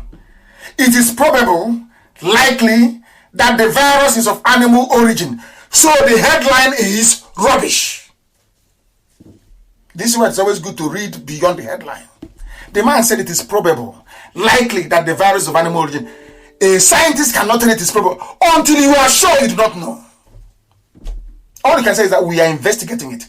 They don't know that we are Biafrans, we are very intelligent people. We are not daft, we are very intelligent. A scientist telling you it is probable, likely, that is not scientific speak. That is not how science speaks. It speaks in absolute terms. We've tried this, it is this, or it is that. They are trying to defend China. He's only a fool who doesn't forget about all that thing that Facebook is doing. What's his name? That boy. What's his name? He wants to play God like Bill Gates and the Rothschild. He wants to play God. Zuckerberg. He wants to play God as well. He's defending China. If you write something about that this very virus came from a lab, they block it or they censor it. They say it's fake news. But they've asked the World Health Organization, do you know, it is probable, it is likely. So they're not even sure that it didn't come from the lab. But the headline says, coronavirus is of animal origin, which is a lie. This is the type of journalism that is wrecking humanity. I call it Yoruba journalism. Journalism of the gutter. That was why we chose them, that girl yesterday. What's the Fire? I want to give her free publicity. Fire, whatever her stupid name is. We tweeted her a picture of Jubril with a face mask and a hole in the neck. And we asked her, is this Buhari? She has not replied. Yoruba journalist. I'm saying it so that the Yorubas can change. I don't hate anybody. Change from your evil, wicked ways. Serving Fulani will destroy you. Yoruba, change from your evil, wicked ways. Serving Fulani will destroy you. It will destroy your race. You tried it in a loin, you lost a loin. Why can't you learn from history, Yoruba? Why can you not learn? Abiola served them. They killed him. Why can't you learn from history? Awolowo served them. He was disappointed. As they said, they took poison. Why don't you learn from history? Why don't you ever learn? Why do you think we chased away all the Fulefus in our land? We chased them away. Because they're useless. If we allow them, we'll be destroyed. Let us cope with the governors until their time is up. And then our land will be completely free. China is responsible for coronavirus. And now they're testing here. They're using an emergency in the north to do testing and people are dying. And you cannot complain because they're not your children. People are dying in the north because it is not the children of the owner of Channels TV. That is why there is no interrogation. Anywhere in the world they ask questions. Who brought them in for what? What killed these children in Kanu? All of you, there is no empathy because you're black and you're wicked. Your heart is full of wickedness. And you ask me, why do I want to be Biafra? Why would I live with evil people like you? Oh, you people are evil. Children are dying in Kanu. Children, little children. They may grow up to be terrorists tomorrow. That is their business. But they are little children on the streets and they are dying. And nobody's asking questions. It is that same people, that same man from Biafra that has no business with children in Kanu that is talking about them. And you're a Nigerian. You're a proud Nigerian. Stupid set of idiots all over the place. This behavior of going to bring the Chinese. This behavior of wanting to people that hate us to bring them to solve our problem is the reason why black people were enslaved. Is the reason we are the architect of our misfortune. That Africa is poor is because of Africans. The way we reason is horrible. Horrible, horrible, horrible. Black people must change. Those who are in the zoo called Nigeria, you must change and reason. That is the only way you can accomplish anything in your life. The whole of Africa was conquered by only 2,000 Europeans. Only 2,000. Overwhelmed 20 million people. Why? Because when they come in and they want to enslave you, they go to one village, they convince that village will help them to enslave other people. Some of you don't know this. That when Lugard came to West Africa, he first stopped in Ghana. You don't know this. He formed an army called the West Africa Frontier Force. This army was essentially staffed by Ghanaians. They trained them and they staffed them. They used them to go and conquer other African people. Black. And tomorrow one idiot will come out and tell me, let Africa unite. Damn me. Hey! Lugard came. There were about 29 of them that came, senior officers, on the ship that he came with. They stopped in Ghana. Recruited Ghanaians to help them expand their territory in West Africa. That is the mindset of African people. And I will tell you where this thing ties in. And you must listen very carefully, please. Very, very carefully. Black people, because of our inferiority complex, anything a white man does is good. Anything blacks do is bad. Some of you are defending Nigeria, not because Nigeria, is worthy of any defense. You are defending Nigeria because it was created by a white man. That is all. You're telling me that a white man can come from Europe, come into your village, and destroy your culture, your way of life, your identity. They strip it bare. Call you Nigerians. You are great. And he left. And because of that, that is why 150 children died in Kanu. Our stupidity. Now, because Ojukwu is a black man like you, and I know him now. We used to drink at the Ikoyi Club together. I know him now.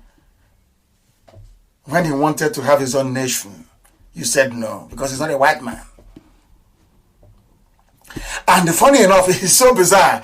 For you to be free in Africa, you need the permission and the consent of white people. And you're telling me you're equal to them? You're telling me you're equal to a white man? Of course you're not. You're a baboon. You're nothing. I'm not telling you this so you can cry. You can log off and start crying. No. I'm telling you this so you can be strong. Realize your mistakes and be strong. That what Gideon Oka was saying is true. Let us be on our own. Gideon Oka removed the Janjaweed of the north, the Sharia states of the north. Do you know he removed them? Because in the south, people can reason together. Reason can prevail. And unless a nation decides to reason, you can never, ever be developed. Understand it very well. Only 2,000 Europeans conquered the whole of Africa. And some of you don't even know that our name wasn't even Africa. And it's a lecture for another day. You see that our name Biafra? People don't know this. You see Biafra? Some said it's from Portugal. It's older than Portugal. Afar region, Afar, AFAR. That underpins this very name that Afrikaners adopted. That you find in Ethiopia. And it's a very simple assignment. The name of Africa, this continent that you see called Africa, its proper name is Ethiopia. If you don't know. Biafrans, some migrated, the house of Manasseh, the last set that came, the house of Manasseh, they came via Ethiopia from the same Afar region. So when I tell you we're ancient people, I know what I'm talking about. Go and do your research. After going around in circles, you come down to what I tell you that is the truth. Do you know that? Africa, that's not the name. The name is Ethiopia. Because the Europeans did not want you to have any connection to your land. And of course, the new version that they brought out and said is they incorporated the Afar name, AFAR, from where Biafra was derived. Because it gave me a lot of joy. When I tell you we're ancient people, I know what I'm talking about. If you have any contrary view or opinion, let me know. You let me know. Let me know. Look at the people that brought in the Chinese. That is a news item. You have seen it. You know what I find very bizarre is that white people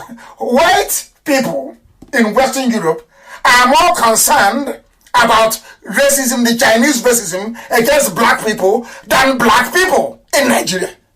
I don't get it. White people are more concerned about the treatment that blacks are getting in China more than black people in Nigeria. And that was where you went to and brought people and claimed that they are doctors, they're experimenting. I want you to listen to this, please. What the Chinese are doing to you. And then you brought them in. And now people are dying in Kanu. And who brought them in? Abakiari's gang. Hey, he's a king giver. The king giver is a nice man. Inshallah, he'll be chief of staff. Can you believe such rubbish? These are the idiots that brought in the Chinese that are not killing you. And these are Chinese that are calling you all sorts of names. If I call you the same name, you start crying and complaining. Because I'm not Chinese. I'm not Chinese, am I? I'm not white. Let's try and see if we can listen to what I'm saying. Are distancing the government from a commercial that's been widely condemned A commercial. as racist. The ad for laundry detergent shows an African man's black color being washed off. In China. China's foreign ministry says the commercial has not affected relations with African governments. How can it affect it? CCTV's Rowie Ruttenberg reports. Are you listening? They did a commercial. Detergent like Omo or elephant blue detergent in those days. If you're old enough. Beat you to death on their streets. You went there still say, come. Why? Because instead of these criminals, these Fulani criminals to stand up and say, Buhari is no more, let Osibajo take over. Even the Yorubas to even move and say, Osibajo should be the president of Nigeria now. Out of fear and cowardice. Fear and cowardice. What Dora Akunyili did. Of course, she paid with her life, but that is what comes in public service. Had they succeeded in killing me when they come to my house, I won't be here today. That is what I have chosen to do. Public service. And I ask all of you listening, Yoruba, why are you not asking about James? Why are you not asking after him? Why? You are afraid of Fulani? What they will do to you? You are scared. Hey, sorry. You are scared. You are scared. When it comes to IPOB and Biafra, you have strength. And that is what defeat does to people's psyche. You know the defeat and the seizure of a Lauren damaged Yoruba psyche. It damaged the Yoruba self-confidence and psyche. It's not something it's not about grammar and shouting. It's pretense. You can't do anything.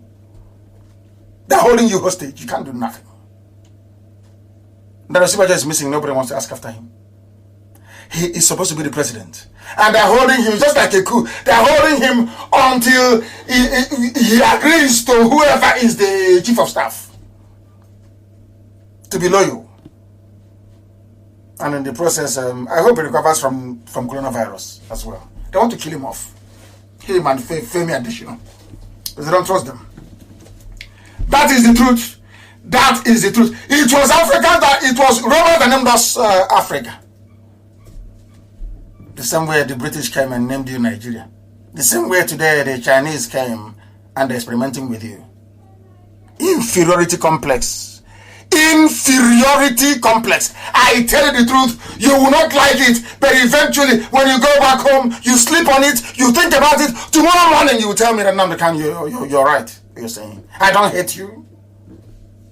I am simply telling you the truth, the way it is that you may be able to change. that you may be able to change, because Aso Rock is empty. There is nobody there. There is nobody there, and it's about time we will continue to ask this very question. IPOB will keep on tweeting. We will continue to ask this question until everybody, in fact, maybe that's why they're treating us very badly in China anyway. They are treating us badly because they know that the people don't reason very well. I said they will start spitting in, even if you spit in their face abroad, they will still not even make the connection. They can't make the connection. Unbelievable. Osibanjo is under hostage. They're holding him, and Yoruba cannot talk. He's to come out and be telling me who should be the chief of staff. It's always up to Buhari. Which Yoruba media, which Buhari? Is it the Buhari with a hole in his neck? Can't you answer a simple question? You ask me a question and I answer. Why is it that when I ask you the question you cannot answer? Which Buhari is in Aso Rock? I'm asking Yoruba media. It is a prerogative to choose. Is it the one with the hole in the neck?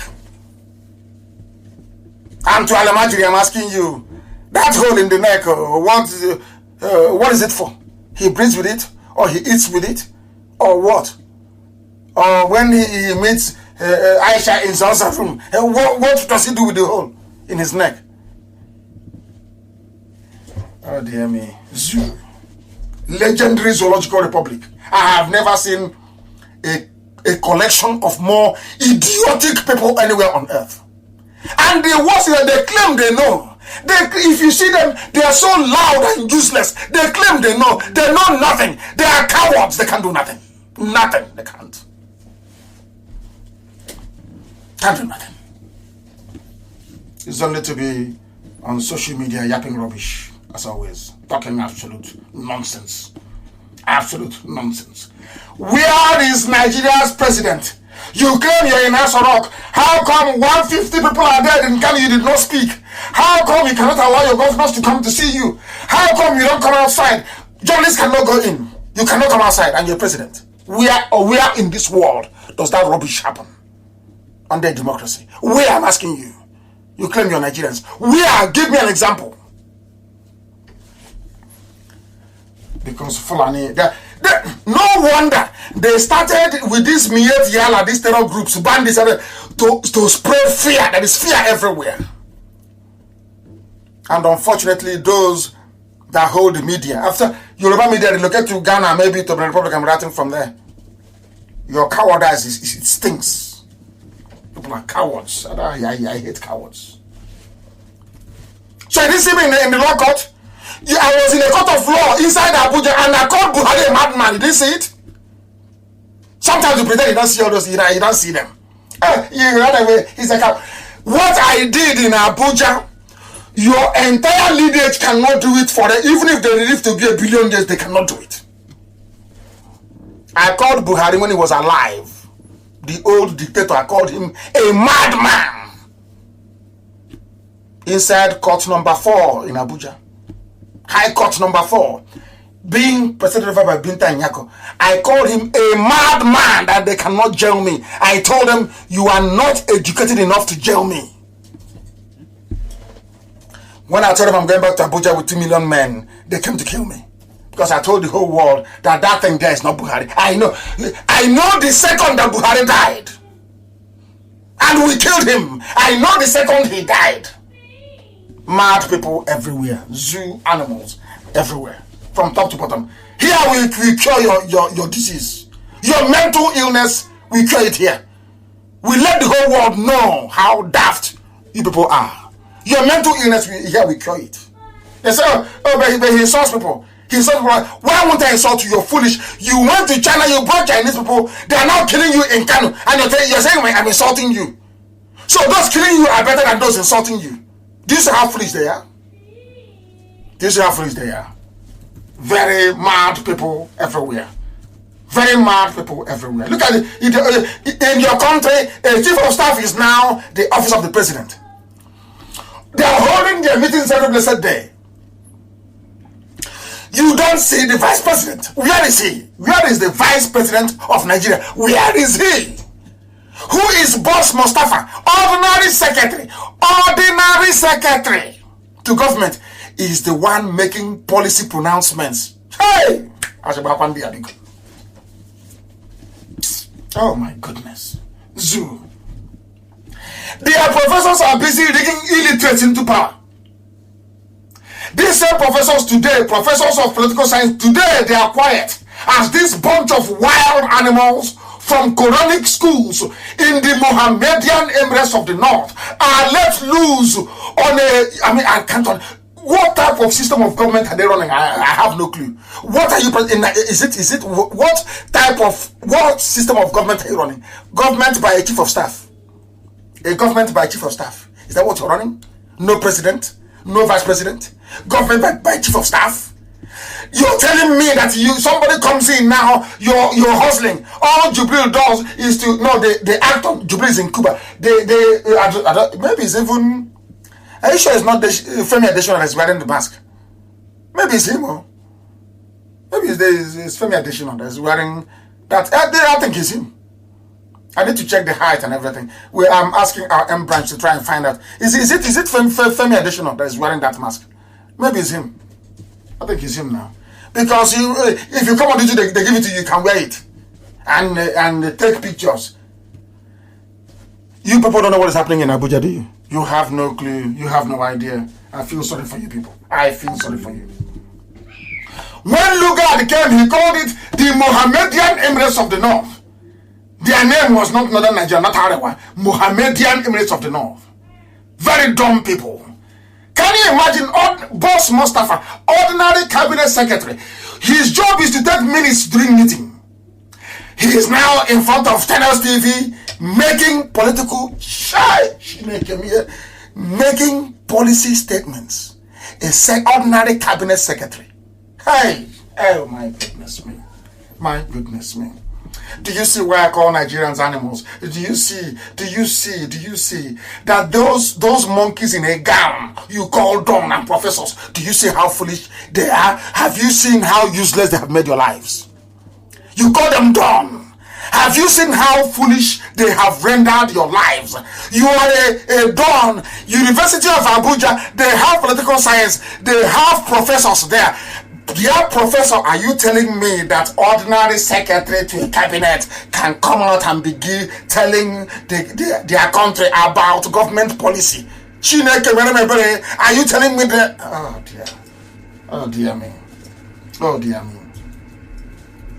Where on earth in any democracy did you hear that a lowly, non-elected, non-constitutionally recognized position as that of a government scribe, somebody who writes, is brought out in front of the people as the spokesperson of the government?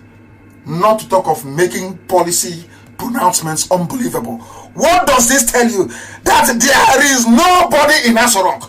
It tells you there is nobody inside Asorok. It is empty. There is no Buhari. He is in Saudi Arabia in a shallow grave.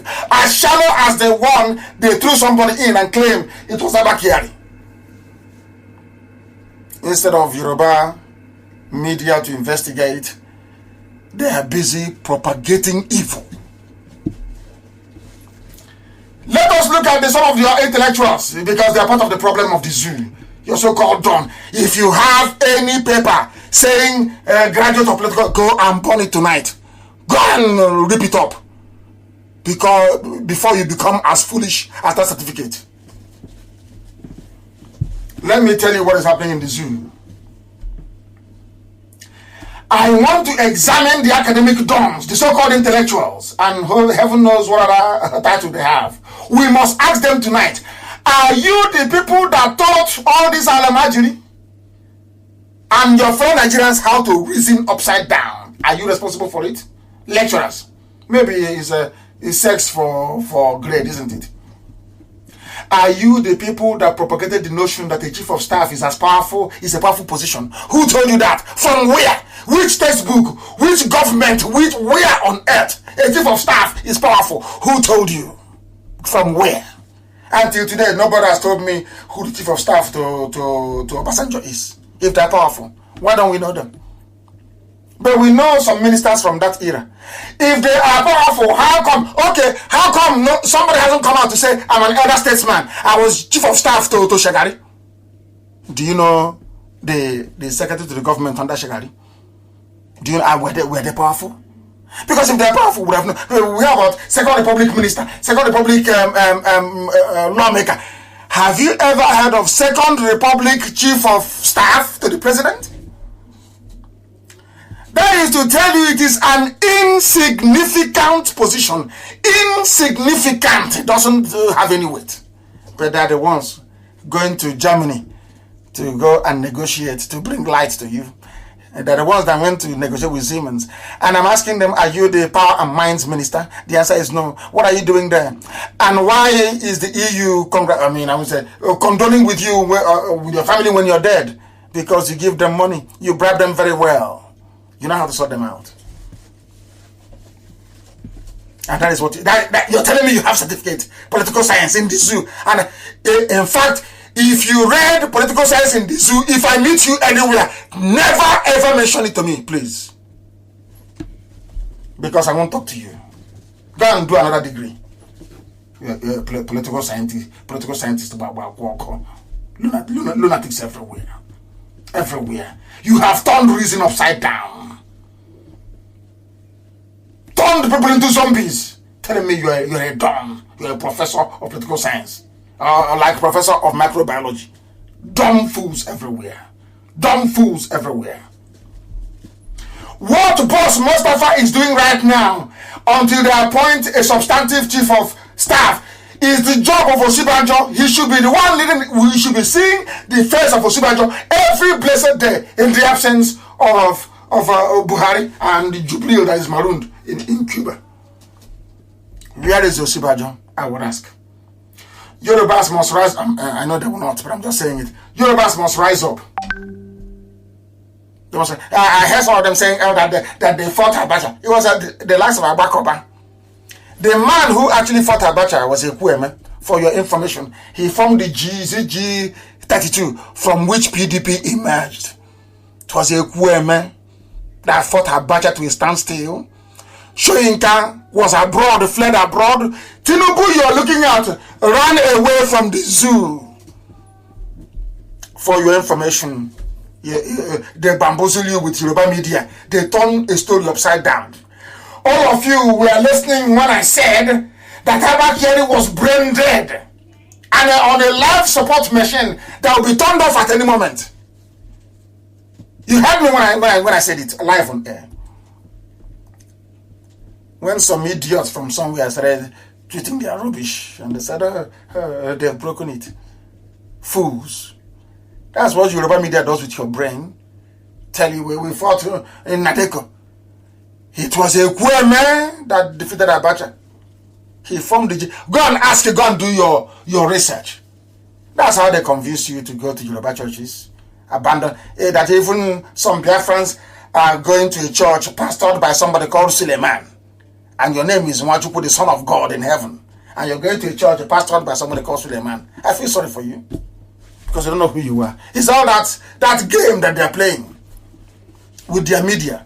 What Fulani have done to you in the arena of politics, the Yoruba media have completed with their shambolic media, their gutter Lagos Ibadan Expressway media. Yoruba, if you want to show that you're a nation, fight for Duduwa. Ask for where your son is. That is the least you can do. That is the least you can do. That's the least you can do. Fight for him. Even though we don't like Ojo Okado very much because of what he did. Are we not fighting for him? Because if you're saying you want to jail people who are corrupt, jail everybody. In front of our eyes, in front of our eyes, 13.9 billion naira meant for Asoro Clinic disappeared. In front of it.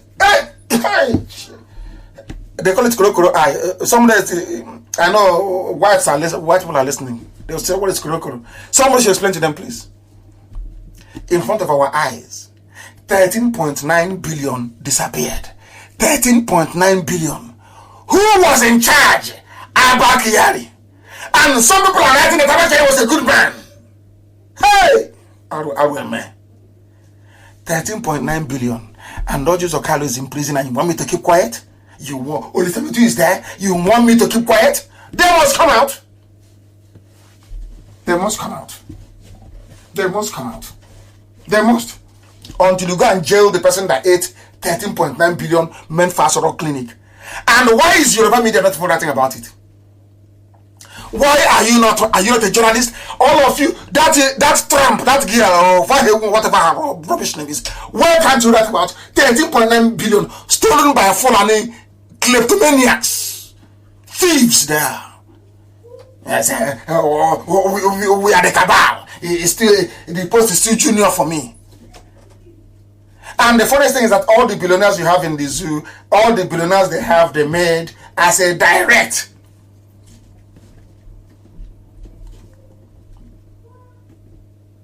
input from oil sales, isn't it? That's how they made their money, all of them. From Alakija to Dangote is a money launderer. He launders money for them. Who doesn't know? Which billionaire do you have in the zoo that you have is directly attributable to oil? Isn't it? Obasanjo was there, gave his license to everybody, gave it to his brother Adenuga. Every day, keep sharing it. That is why every time they run to Fulani, they have this alliance. You're going to lose Yoruba land. What happened in Lorraine is going to happen everywhere. But they cannot succeed in Biafra land. You see what they're doing in Ohafia and everywhere else. In Ongwa today as well, we've seen all of that rubbish. And they know one day we'll rise up. And everything that they do, I remind the world what they're doing. So any day we'll rise up, you won't come and be telling me your rubbish about secession. Because if I go to a meeting and a white person tells me about secession, I'll go there and I'll slap the idiot. I'm telling you the truth, I'll do it. Then I'll go to prison in the Western world. Because that's rubbish. Now that they are killing people, you cannot see it. Now that Fulani soldiers and Janjaweed are everywhere killing, you can't see it. But then they will rise up, it's not going to be... We'll get there very shortly. We'll get there. Abakari stole 13.9 billion in broad daylight. And the EU are calling him a statesman. And the EU is fighting corruption. He went to negotiate. Nobody in Germany asked him, this one you're coming, are you the minister responsible? Is that your portfolio? Because they are part of the gang. They know that Buhari is no more. And to buy their silence, they're shipping money to them. And the time now is 7 minutes past the top of the hour. So I don't know if people have the data to continue listening to me this evening. But those on radio can continue.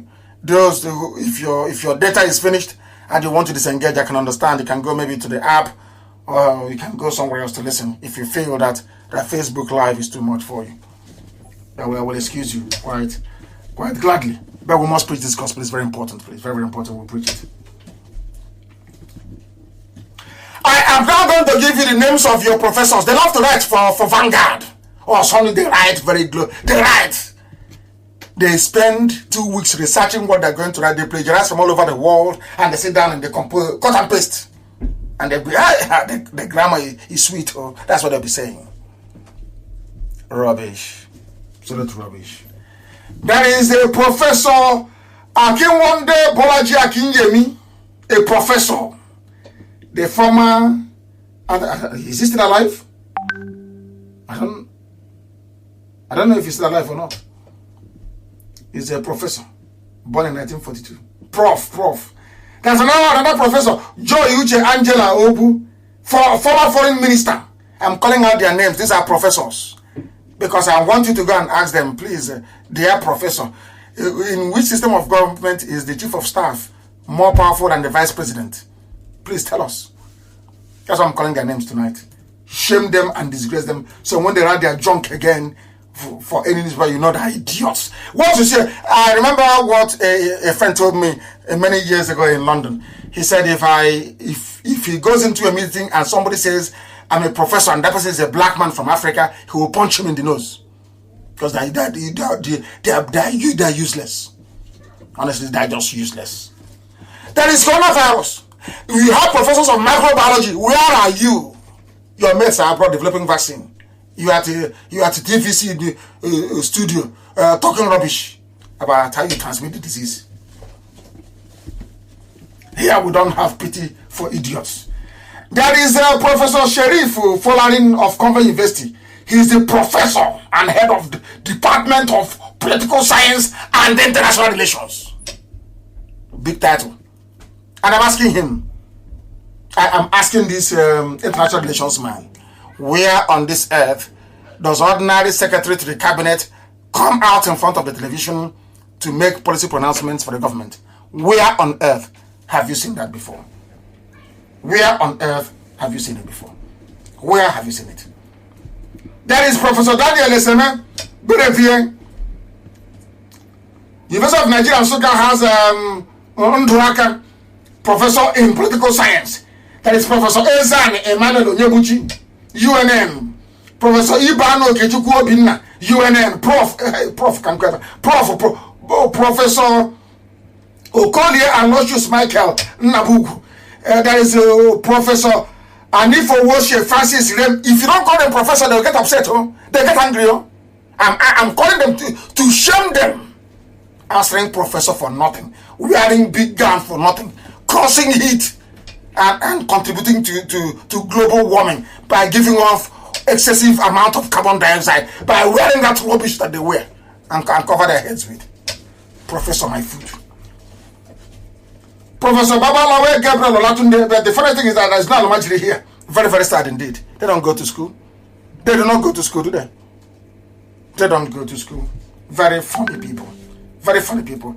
Professor Ikegwa, Professor Onwachuku, Professor Onanka, Professor Njoko. I want to ask all these professors, where did you learn on this earth that a chief of staff is more powerful than the vice president? Where on this earth did you learn that ordinary secretary to the cabinet, Boss Mustafa, can come out and make a statement on the position of the government? Is unbelievable. That is to tell you, all these things, they lead to one fact. There is nobody inside Asorok. It's empty. Absolutely empty. All these mad professors are polluting the brain cells of their students and the entire country, of unthinking human, I'll call them beings only. They are a worse calamity than Fulani government. They cannot come out and speak and say this is not how a democracy should work. Professor My Food. Very soon they'll be anarchy on the streets of the zoo. Hunger will drive people out, they will come outside to protest, and then that revolution will start in earnest. No wonder Nigerian universities are in a mess. Some of them go to school from year one to the day they graduate. They have never seen running water. They use Mparaka. They use Mparaka lantern, Mparaka the village one with oil in it and a piece of cloth to write thesis. No wonder the zoo is a mess. They use ordinary lamp, not even tea lamp, ordinary kerosene lamp to study. These are undergraduates. Unbelievable. The zoo is. These are the type of professors you have. Look at how useless they are. They are there, and things are. Oh my goodness. Let us read a letter from a graduate of Nigerian University. Please. Maybe he went to Ado Bayero University. He went to Ado Bayero University. Let us read the letter, please. Office of the Executive Governor of Kanu State. Is it Kanu State of Nigeria? To whom it may concern. It's about COVID-19 exemption. He's writing a letter. These are one of the quota people, because once the Sultan is sitting there, no wonder we score 320 to go to Unity schools, and in the north they only have to score 2. Some of them only have to attend, and they're going to Unity schools. And at the end of the day, they must graduate, whether I like it or not. They must graduate them from ABU Zaria, and tomorrow they'll tell me he's an elite. These are the idiots calling IPOB full of intellectuals. These are the idiots. Let me read one of their letters that the world may hear. The whole world is listening. This is a letter from Nigeria, from the government, from the office of the governor of Kanu State. And the letter goes this way. To whom it may concern, exemption from Kanu State COVID-19 lockdown order. In case you got that one right. Compliment of the day. Hey, compliment of the day. I replace with E. Compliment of the day. I am with pleasure wish to bring to your notice the Kanu State stakeholders of table water. was exempted from the Kanu State COVID-19 lockdown order, having falls on the category of essential service providers to the public. Hey, I'll have some energy and continue. In this regards, Kanu State government will be appreciative of your accordance of any possible assistance / cooperation that the company may require from your end. Accept the assurances of my sincere regards. Another chief of staff, chief of staff, this chief of, they love this position, chief of staff. Chief of staff to the governor of Kanu State. He's a doctor, he's a PhD holder. Dr. Ali Abubakar Makoda. Church Abasala. Hey, Zualamni. He is a doctor, a PhD holder. He is the chief of staff to the governor of Kanu State. And compliment of the day, I am with pleasure wish to bring to your notice that Kanu State stakeholders of table water. Hey! These are the people that Yoruba people are supporting. Eh? These are the people that Yorubas are supporting. Are you sure that they are well? Are you sure people are not going mad? Are there some... Oh my goodness. Goodness me. I can't continue. This is the quality of written word in English. Because English is language, of course, it's not everybody's language, I understand that. These are the people that said that Bayelsa oil belongs to them. Unbelievable. Hey, Nigerian universities. It is a place where they train, as somebody wrote, they train cultists, Yahoo boys, and prostitutes, slave queen. All they know is selfie and laptop and anako, and where the lecturers, demand for sex to give them marks. All they know how to do is to go on strike. They use their research grants, even including the professors of microbiology, to go and buy expensive cars and build houses.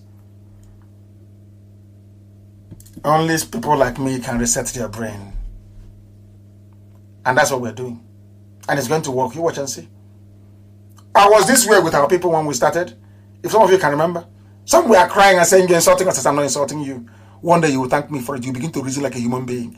If you reason like an average black person, you're doomed. You're finished. You can never see running water all your life. You can never have electricity for 24 hours all your life. If you reason the way you do now, in the zoo, in Nigeria, you are doomed. I don't hate anybody. What I say is that of love and kindness. I must tell you, it's not out of hatred. Why would I hate anybody? I want your progress. Everybody. Everybody, even including Alamajiri in the north. I want everybody to be free. I want them to go to good schools. I want the Alamajiri children in Kanu, in Katsina, in Sokoto, in Kaduna. I want them to go to good schools. I want them to have a good life. All of them, one after the other, from top to bottom. I have nothing against them. What I have something against is mediocrity. Fulani mediocrity and Yoruba hypocrisy. I cannot stand it. I can't. God, I can't stand it. I can't stand it. That's why I say what I say. And the duplicity of Biafrans, duplicity. Cunning behavior, I can't stand it either. But thankfully, we have cured our own illness. We started our own COVID-19 treatment from 2012. In fact, from 2009. But we brought in the drip, the intravenous. From 2009 was ordinary tablet. From 2012, we started to give them intravenous. And today their brains are functioning. That is why if you can't defeat us anyway, nowhere. Nowhere. If you want us to fight on Twitter, we go. You want Instagram, we go there. You'll be the one to beg and run away. This is IPOB. We're not. It's not a bunch of the best of the best is in IPOB. If you don't know, we just kept quiet. That's the same way we come from. That's the trick we played on them. They are touts. We said yes. They are opportunists. We said okay. They are miscreants. But we are doing our job. We are doing it. Now that Corona has exposed everything, they are now running to us and saying, please come and help. That's how we do it. Because we are IPOB and we are blessed from heaven. Blessed from heaven. I do not hate anybody. Heaven is my witness. Everything I do out of compassion, out of love. Even when I castigate you, I do it out of... I want you to change to be a better person. I want to travel to Yoruba land when they are free. And everything is working. I want it. Of course. I want people in Baggy. I want Baggy people. I want TV people. I want everywhere to be developed. The same thing I want for my children is what I want for you and your children. That's what I want. Look at the oil you're accusing me of. Oil is worthless. To bring it out of the ground is more expensive than actually selling it. But we are still doing what we are doing. We are still pursuing what we are pursuing. I hate mediocrity. I cannot stand it. And do you know why we are the way we are? Some of you may have forgotten, but I'll remind you. There was a creed we used to recite when we started this very movement. I wrote about one of them earlier today. The oath I took in Jerusalem when I went to ask permission from God to do this very work. The oath I took before God. There is a creed we used to have, and I want to recite it for the whole world to hear. What we believe in, what we are pursuing, and why IPOB is undefeatable by any man. Only God cannot man. No man. Write it down. They say Ojukwu was boasting as I am not boasting. I am telling you, nobody can stop IPOB. You cannot. In all that we do in IPOB, we have been guided by this very ancient creed of those that liberated the Temple of Solomon in Jerusalem from the Muslims. Understand it very clearly. I don't hate Muslims, I love them, but they have no business being in Jerusalem. They should be in Mecca and in Medina, not in Jerusalem. I know it's not a very clever thing to say, but it's the truth, and I'm saying it. You will love the Lord thy God with all thy heart. Be without fear before your enemies. You must speak the truth always, even if it leads to your death. That is what we do. Always. It does. If you do wrong, we'll tell you. As EU is supporting evil and criminality in the zoo, we are telling them. We speak the truth always. Even if it leads to our death, we don't give a damn.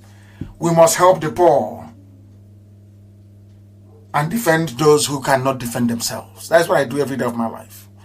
Defend the poor and those who cannot defend themselves. That God may love us. That's why IPOB is indestructible. These very 4 sentences that we recite in our heart, that guides us. We don't have any babalawo. None. It's only this. Place everything before God in heaven. We are man, we are fallible.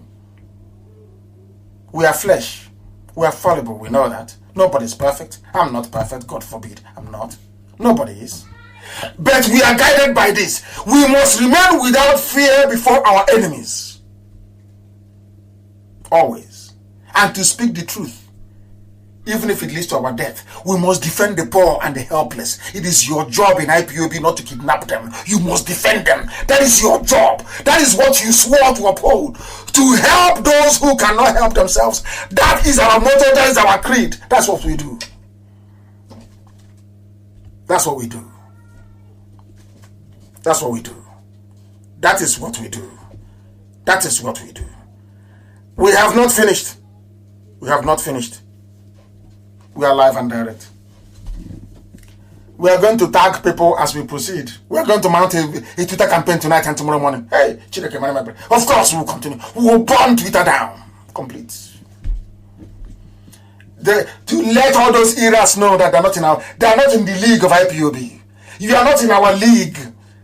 We have confronted you and the UN. We are begging us. We have seen everything. Please don't come to us again. We have seen it and we'll do something about it. How do you think I was released from jail? Is El Zagzagi out? Of course not. How do you think I was released from jail? This IPOB, these people you're calling them miscreants. IPOB was on the case of the UN. Everywhere any head of state is going live, we are there bombarding them until they called Asorok and told them, leave that man to go immediately. That's how I left Kuje prison, if you don't know. These people you're calling me, these people. You don't know what is IPOB. I think we gave them a sample. We just gave Twitter a sample. Only 2 hours. And they were crying that their servers can't even cope. We do what we do to save the zoo, to save you from your stupidity. That's what we do. You may not like it, but it's the truth. You may not like it, but it is the truth. Why are we saying this? Oil, not oil. OYEL, oil. That you get from Izombe. Oil that is everywhere. Oil that is in our land. In our, oh my goodness. Dear me. Oil price has fallen so low. Listen carefully. For you, they are now begging people to take it for free. They will even pay you $5 to take the oil for free. Allow me to repeat. Oil, that oil you people love so much, that Buhari loves so much, and that Kiari, and all those Fulani illiterates, they love oil and gas. Hey, upstream, downstream, oil sector, that's all they love. That Abba Kiari family is in charge of. Are you listening to me? That oil now, a ship went out with oil and came back, nobody wanted to buy it. Are you aware of that? Are some of you actually aware of that? You don't know. For the first time in history, oil price has fallen, which is Bonnet Light, has fallen, that Nigeria is now begging people to offload it. They have now spent more money pushing this ship around trying to look for a buyer than the actual oil that is carrying to sell. Do you understand me? Do you know what they said? This is from CNN. For the first time, they're actually correct. You know what they said? Nigeria may have one of the worst governments in the world. So they know. That is why we must continue tweeting. Nigeria has one of the worst governments in the world. The whole world knows. They know about Jubril. They know that Buhari is dead. It's only a matter of time. Let COVID-19 finish. How is the zoo is gone. And they know it. They are fighting a losing battle, and they know. Are we the type of people that you come to with sense? You want to do sense with us, IPOB, and you think you defeat us? Yeah. Well, you're wasting your time. You're wasting your time. Now, listen very carefully. Some of you do not know why Bill and Melinda Gates said what. There was an idiot and a fulefu that wrote, Nnamdi Kanu. He thought if he says that I attacked Bill and Melinda Gates, that somehow they will renew his visa to go back to America. He's a one zoo animal like that. And I will attack them again tonight. Bill and Melinda Gates, they know what you don't know. They brought COVID-19 in because they were the ones sponsoring the doctor that gave China, that was working with China, Dr. Lieber. He's going to jail for 66 years. It is there for the whole world to see. Bill Gates was funding that very laboratory. That Harvard, at Harvard. Look at Abba Kyari going to Harvard. That means that they take anybody now. It's no longer an Ivy League, after all. Rubbish. Those that COVID-19 failed to kill, hunger and starvation will kill them. Or the radiation coming from 5G will also help. That is why I am calling on all governors in Biafra land to work with the people, please, to guarantee that we have constant supply of food. Our people starved between 67 and 70, please. We don't want to go through that again. We cannot afford to go through that again. I'm also appealing to Biafrans all over the world, please. All over the world, please. Make sure you provide something for your village. I'm begging you. Make sure you provide something for your village all over the world. We cannot afford to go through starvation again. We can't afford to do so. And I'm begging all the governors in Biafra land, please. We don't want to go through the mess that our parents saw between 67 and 70. We are begging you. As I said, I will not be hostile to anybody unless you do something that warrants it.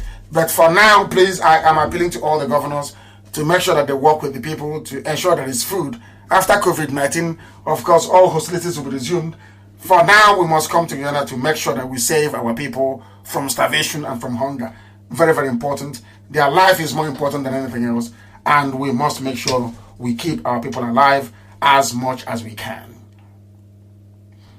The people that you have now in Aso Rock, nobody knows who they are. Nobody knows who is in charge. There is no Osibanjo. He's the only one who's elected to actually do something. He's no longer there.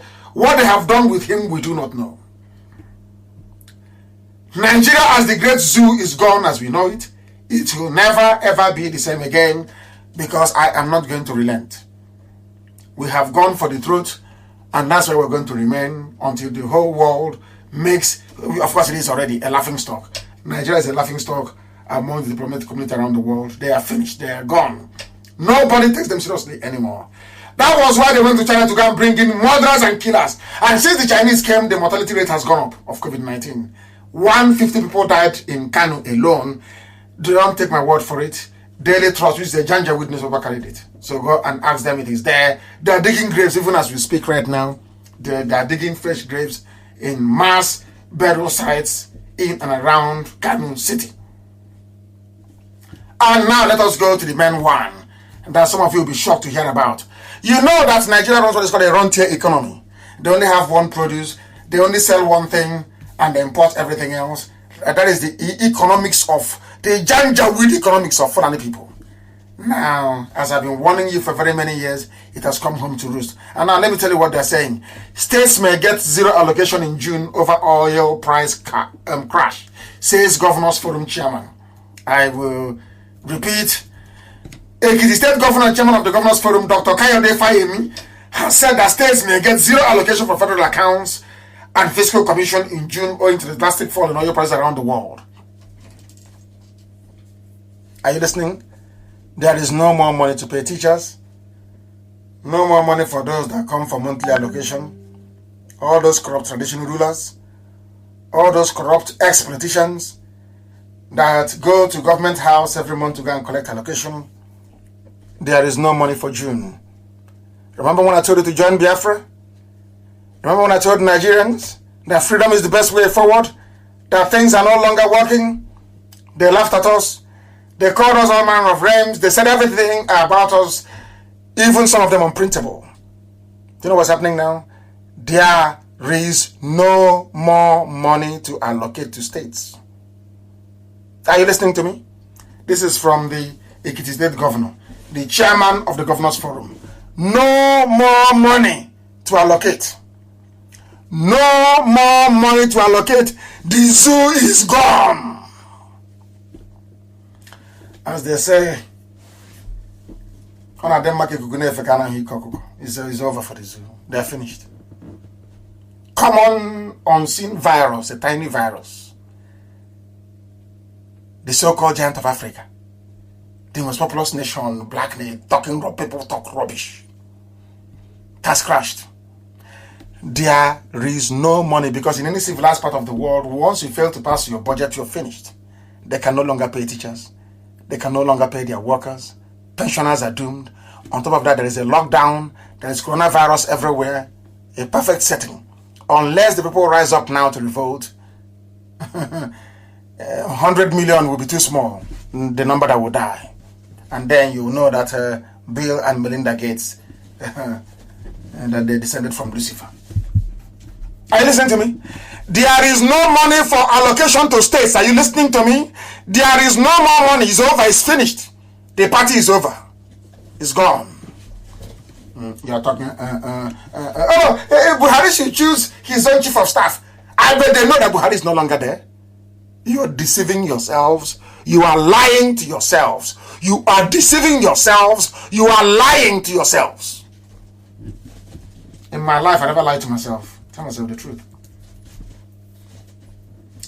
And now the setting is perfect. And let me tell you what EU will say. EU will say that Fulani terrorism and banditry, or should I say Mieti ala banditry. Well, you know, before they used to say, when I go to all these meetings with the UN and all that, they used to tell me that, Mr. Kanu, the reason why they're attacking you is because they're looking for where to graze their animal. And I asked them, okay, is that what happens in your place? They, no, it doesn't happen. That's why we are working with them. With the pastoralists to try. Imagine them. Let me tell you what they will say. Because what the Fulanis are doing now is trying to use the chaos to advance and to invade. If we now complain to EU will say to us that hunger is the primary driver of all these behaviors. It will no longer be access to water for the cattle, it will now be hunger. So if they are smart, so to speak, if they are actually intelligent, to be honest with you, the Fulanis, I mean, now it's time to invade the south. Now it's time to Islamize everybody. If they are smart, that is. If they are smart, that is. Now is the time. Now is the time to invade. I'm telling you that. Now is the time to invade. Are you listening to me? You are now at the mercy of the Janjaweed. They control the army, they control the police, they control civil defense, they control the air force, they control the navy, they control everything. Even the little man that is left, that was controlling it. The ones that Abakari did not steal and his family, they are controlling it. And you know, people are hungry all over the world. Maybe by tomorrow the US ambassador in Abuja will call for more money. They'll give her more money. Maybe they'll give her maybe $2 million. The British High Commissioner, they'll give her maybe $3 million. The EU, they'll give EU $5 million as bribe. So that when things start happening, they'll say, it's the hunger. Oh, there's chaos everywhere. There's hunger, and that's why they attacked. Meanwhile, they're happy. They're killing you. You don't know that the EU is happy anytime that the Fulanis kill people, because your population is reducing. It is coming down. That's what they want. It was written many years ago, 1973, by Dr. Henry Kissinger, that Africans are so stupid, you need to depopulate them. They are useless. They have no resources, but they are hopeless. It's now happening. So anytime the Fulanis kill anybody, Britain and Europe, they are very happy. Hey, they are very happy. They are very happy. At least the population of those monkeys is going down, so they are very happy. But you don't know, do you? Only here we tell you the truth. And the truth is what will set you free. That is why they attack the army, Nigerian army themselves. When I complained to the world, I went to America. I was telling politicians on Capitol Hill that Nigerian soldiers are more deadly than Boko Haram. Nobody believed me. But do you know that Nigerian soldiers have repeatedly attacked remote villages in Ebonyi State? Umuogudu, Apu, Mbo, Haupu, the government area of Ebonyi State. Constantly, the Nigerian army, they come because they come and IPOB will repel them. They come, the Janjaweed, as an Igbo leader.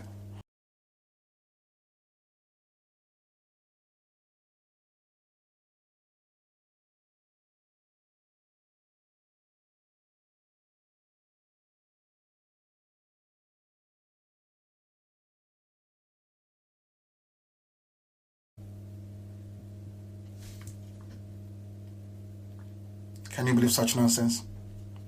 Can you believe such nonsense?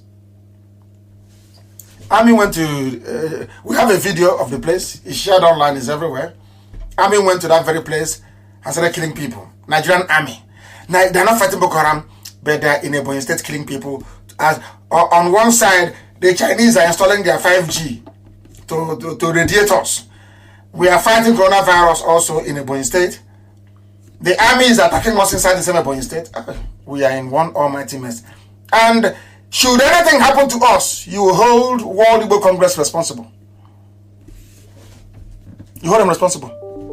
When I told you in 2015, we need guns and we need bullets to defend our land, they said, no, you're a warmonger.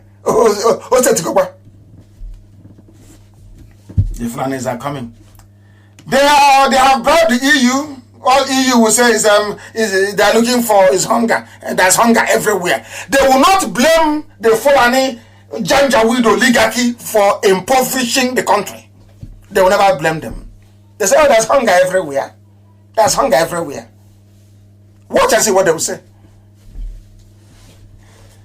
Fulani have come to take over the South.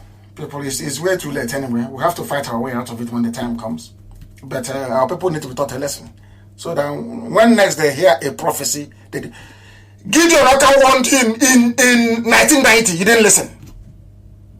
Gideon Oka warned you in 1990. 90. Did you listen? No, you didn't. You were doing your one Nigeria. Hey, don't come and bring trouble for us here. Don't come and bring trouble for us here. But now trouble has come to your doorstep. The army are in Ungwana killing people for no reason. If the foreigners come to your farm and destroy your crops and you drive their cattle away, they will call the nearest Nigerian army formation. They will come and start killing people in the village. And will Yoruba newspapers write about it? No. Will channels report it? No. That they are doing a carosa to somebody you're interviewing. You're doing a job. Unbelievable. Unbelievable. Zoo. But it is not limited only to Biafra land. I want to tell you the level of compromise and deceit at the heart of Yoruba journalism. Deceit. As we are discussing the rot inside Asorok, so are we discussing how terrible and awful Yoruba journalism is. This is Punch newspaper, a Yoruba paper, writing about a Fulani attack in a Yoruba village. That's why I told you that cowards should not be journalists. Cowards should not do journalism. Residents fled from Fulani headsmen, and I'm sure some people from this community will be online with their techno. Say, oh, Nnamdi Kanu, oh, you're a coward, oh, you ran away. But they have run from their village, you know. They fled from their village because of Fulani Janjaweed. Mieti Allah invaded the village. No fewer than 5 villages were sacked in Ondo. You know what Punch said? Allegedly. Reportedly.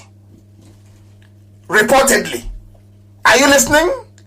They said Facebook should leave us alone. They are panicking. Facebook is panicking. Punch news Yoruba paper. Yoruba people called a Yoruba editor and said, I don't know how to speak Yoruba. It's me or whatever. It's Akami, I don't know. Said, we are being attacked. We've been sacked from our village. Benny, I think they said Benny. We are being attacked in our village. A Yoruba editor wrote, after finding out that it is true, that these villages were being attacked in Adejubu, Adewole, Oloti, Olodnan, and Jojo, in all are in Akure North Government area. Yoruba people found a Yoruba editor and told him, we are under attack. These villages have been sacked in Yoruba land. You know what he said? He wrote, allegedly. Allegedly. We are reportedly sacked. But let one Fulani, let one Mieti Allah terrorist fall in the encounter. You see them. Oh, Fulani man was killed. A Fulani man was killed. Oh, police is angry. Army is angry. That is the zoo you're in. That is why I call Nigeria a zoo. That is the zoo that you're living in. And I'm not more about here in the spirit. I must preach this gospel. I have to. I know for some of you it's a drain on your data, but I have to preach it. I have to. This was the reason why 30 years ago Gideon Oka warned you. They are coming. They are now killing in Ebonyi. They are killing in Ondo. They are sacking villages in Benue. Everywhere is under siege. The army and the police are at the disposal of Mieti Allah. Mieti Allah control them. These are terrorists. All of them terrorists from police down. Everybody in the zoo. In the zoo. What Gideon Oka did is a kind of Biafra that he was looking for. Said leave the Janjaweed to go. You people are deaf and dumb. You are deaf and you are dumb, all of you. Leave the corn now north to go. The Sharia north, leave them to go. But you won't listen. Look at where you are now. They run the economy down, flatten everything. There is no investment. Nothing is working as parochial.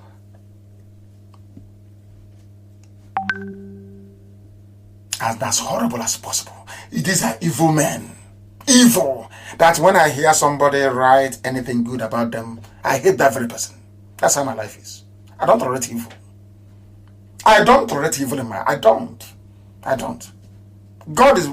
I don't tolerate evil. That's why I don't have friends. I don't need it. Those who are close to me are those that will see evil and condemn it, regardless of where it's coming from.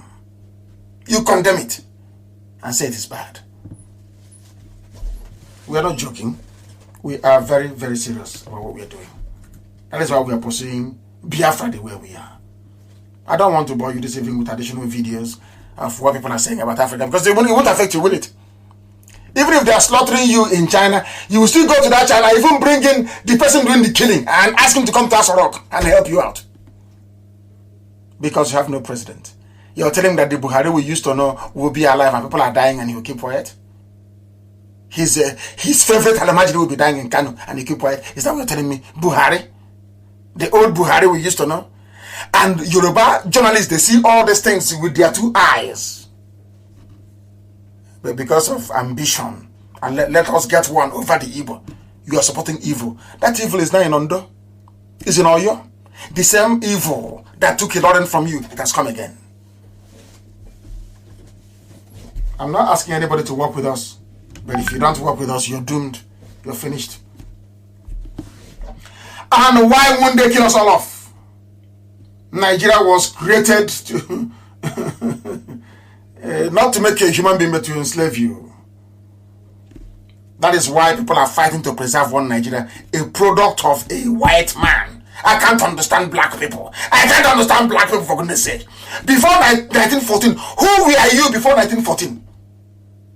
Hey, who were you?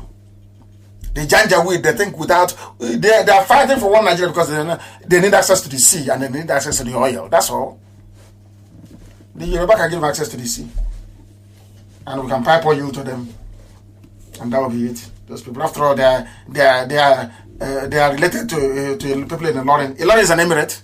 Ilorin is a Fulani emirate. So they're related. They can give them access to the sea if they want. What I'm saying is this. People will say, oh, but you're driving the Yorubas to embrace the Fulani. I say, I don't care who you embrace. But God in heaven said that Nigeria is over and it's over. You can't kill, you cannot. It's like Humpty Dumpty. It has fallen, the head has broken into pieces. You cannot patch it together again, it's gone. It's finished. As long as their worst mistake was to conceal the death of Buhari. That was the, oh my God, I serve is wonderful. And I told IPOB in 2014 that God said that he will use Buhari to give us Biafra. And I said it on air, live on air. And the day on the 17th of January 2017, Buhari died. As soon as that idiot came in June, was it June or July? Or was it August? July, he made that broadcast. I said, thank God in heaven.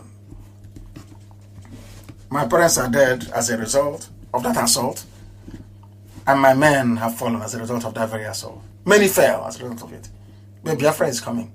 For hiding the death of Buhari, the zoo is gone. Let me see the white man that will sit in front of me and tell me that what the Fulanis did is good. It's because of their cattle. Let me hear that rubbish. And then they will know. It's gone. It's the highest fraud of the century. The greatest fraud of all time. I now want to tell the world that the Fulanis are more, the Fulanis and the Sudanese, they are more fraudulent than any other person. Can you meet? Very horrible, horrible people. Since before the death of Abba Kyari, have you heard from Junaid Mohammed again? Have you heard from Tanko Yakasai again? Have they criticized what they are doing? They claim to be the standard bearers of Arewa morality. Have they spoken? They claim they're educated. I call them Alamajiri education. Have they spoken? Have you heard from them? They are sharing money. They are looting.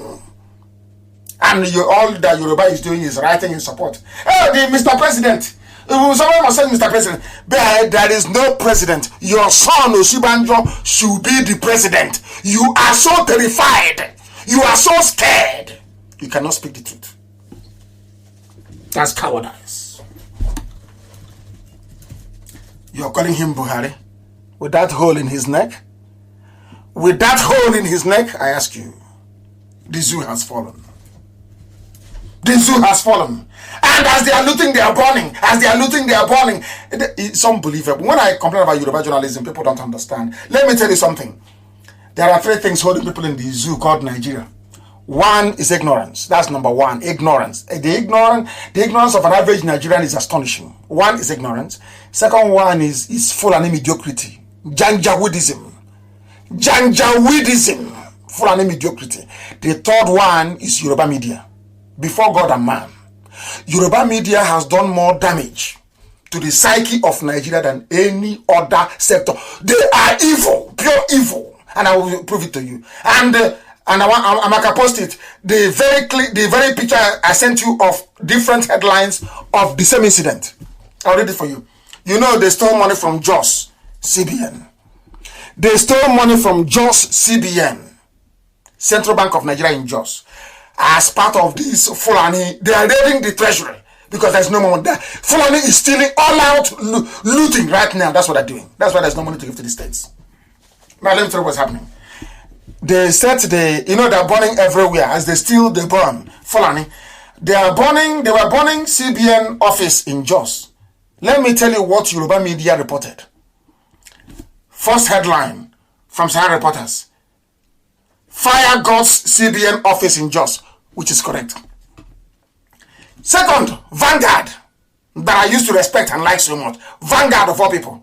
No records destroyed in CBN Jos branch fire outbreak. Official. Are you listening? They never bothered to send any investigator, any reporter. Go and see if that building was burnt or not. They sat in their offices and said no records were destroyed. They've not even told you if there was any fire at all or not. We'll continue. Pause. What did Pause report? Pause said CBN, not their reporter. And I keep asking, don't you people have reporters? Can't your reporters go to where all this mayhem is taking place and file a report? They won't do it. They're in the offices waiting for 4,600. CBN reports fire outbreak at Jos branch. They are relying on CBN, no? Exactly what that useless fake news CNN does. They no longer investigate. Now listen to this day newspaper. This day said, fire outbreak averted at CBN Jos branch. Hell! So there was a... Oh my goodness. The fire was about to take hold and it was averted. This is from a newspaper. Can you believe that? They are all in Abuja and in Lagos. They are all close to each other. You're telling... My God. And the damage that Yoruba newspapers, Yoruba media, channels, TV, all Punch, all this, the damage they are doing to your brains, they are worse than your professors. They are worse than... Do you see how the entire edifice of Nigeria, both education, listen, education, useless, media, useless, government, hopeless. Is it judiciary? There is no aspect of Nigeria that you have people who are normal running it.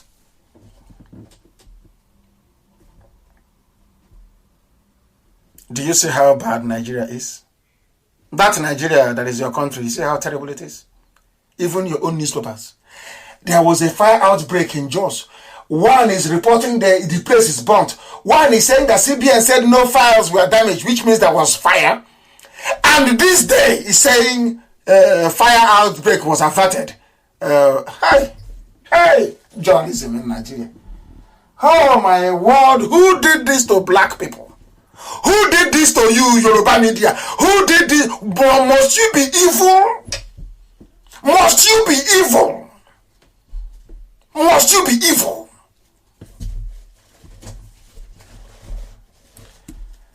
When they finish looting us rock, maybe they'll burn it as well. And that's one they have. The person wearing that mask now, there, I suspect is Femi Adesina. Because Jubril is in Cuba. I think Femi Adesina is wearing that mask now. Because anybody can wear it. Anybody can wear the mask. and wave and move your mouth as if you're talking. You mime. And these are intellectuals in Lagos. Intellectuals. Sophisticated morons. Sophisticated idiots. Sophisticated cowards. It makes me sick. I don't even know them and the Janjaweed who I hate the most. Sophisticated idiots. You went to school. You can reason. You saw somebody with a hole in his neck. A hole in his neck. And you're saying that is Buhari. You people are evil. Evil. Evil people. It's Buhari. Okay, bring him out now. Yoruba, bring Yoruba media. Bring out the Buhari you have in Asorok. Bring him out. You know, you like to do a job, a karama. You do a karama to him, bring him outside to interview him. Then your shame will be complete. You people should not be practicing journalism. You shouldn't. As in journalism. You should not. I'm telling you. At least there's one thing I admire about the Fulani terrorists is the fact that they never reward traitors. You see, as incompetent and as foolish as they are, you see all these cattle raiders, all these Isaiah Nda and King Ibe and Mamandara. You see Fulani Caliphate, they don't reward traitors. And I want to prove it to you tonight.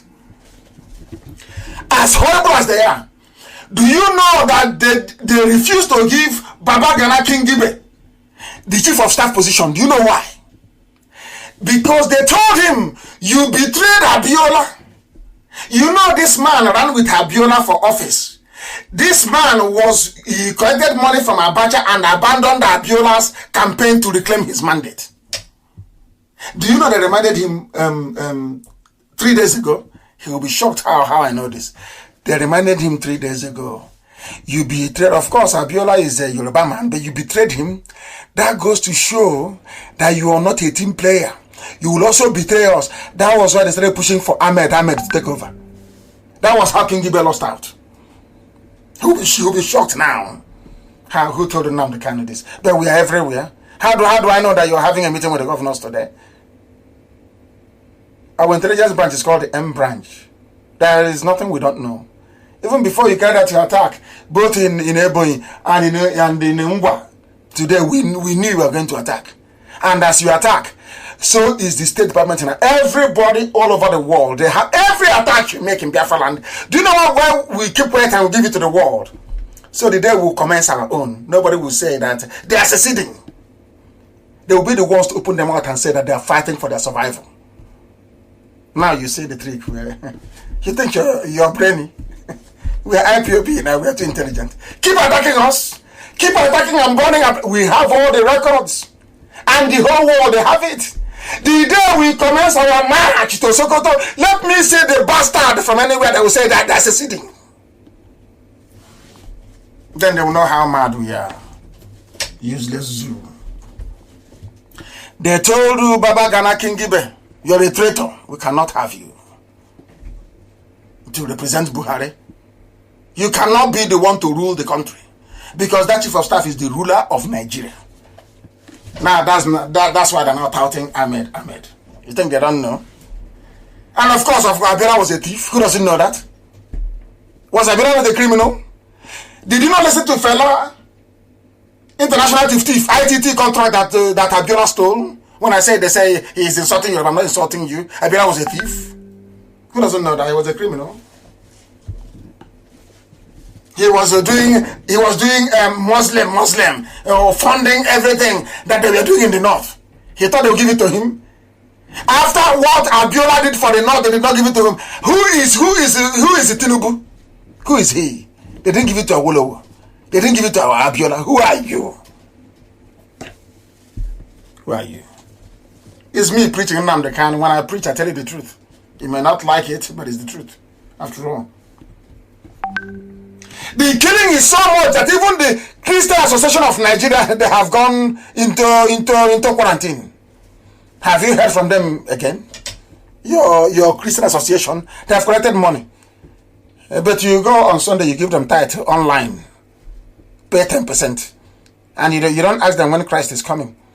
You don't contribute. You don't contribute a dime to IPOB. You're asking Nnamdi, when is this your Biafra coming? When is it coming? But you go to mosque and you give whatever you have to your mom. You go and you give to your daddy GO. You give them money.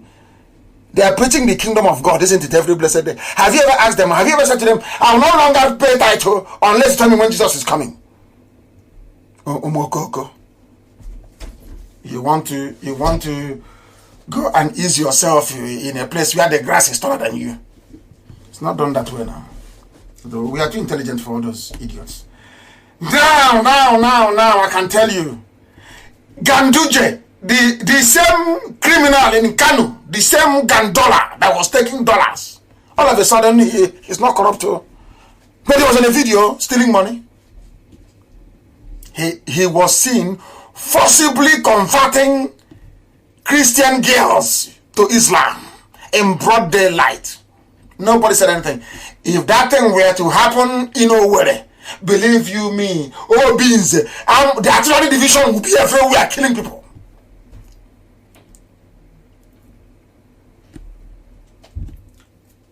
Did the Christian Association of Nigeria say anything?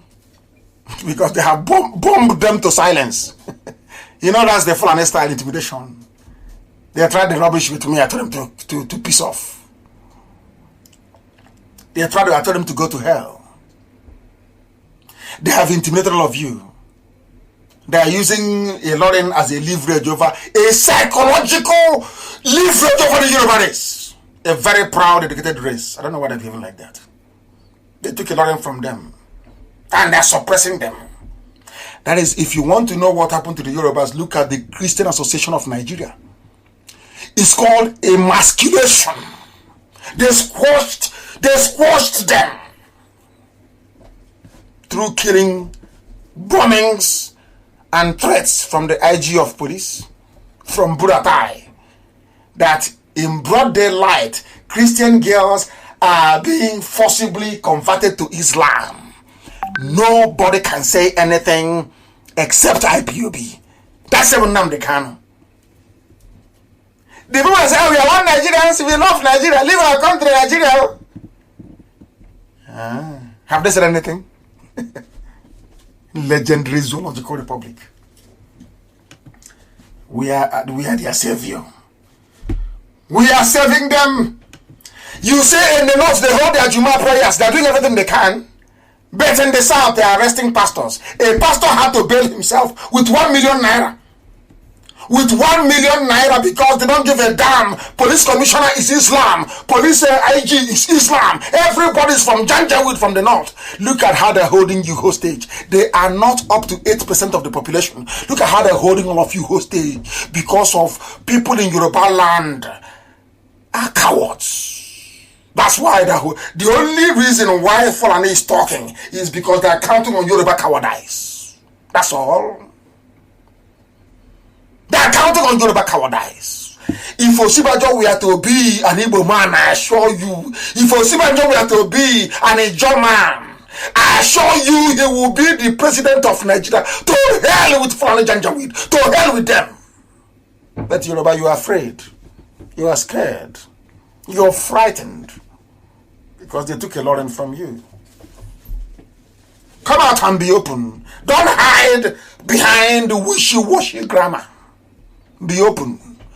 Why are you not asking for Sibajo? Why, I ask you? Because you are afraid. Because you are scared of Fulani Janjaweed. But we are not afraid of them. And they know it. They know it. Zoo has fallen. There is no president. There is no vice president. There is nobody running the zoo. They have looted all the money. And you're there carrying your useless green, white, and green, whatever rubbish. Is it green, white, green flag? Talking rubbish online. You think I'll let them go scot-free? Tomorrow we go back on the tweet. The world, we are going to every major news outlet in Africa. I said that they must know what is happening in the zoo. The world must know. I told them, when Prophet Ngila was telling you, negotiate now, you said no. He said, Nnamdi Kanu. I can stop them. They are thugs. They are miscreants. The man said, negotiate now. A time will come when you will want to negotiate as they are doing now. There will be no space for that.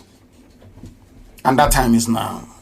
And the zoo has fallen. I can assure you, it can never ever be the same again. If they call for a sovereign national conference, if they call for a confab, we would not attend it.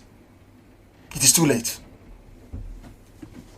I want Yoruba to stand up as a race and as a people. Stand up for once and support what is right. Impunity and evil is happening. Stop supporting evil, Yoruba. Stop supporting evil. It's not good.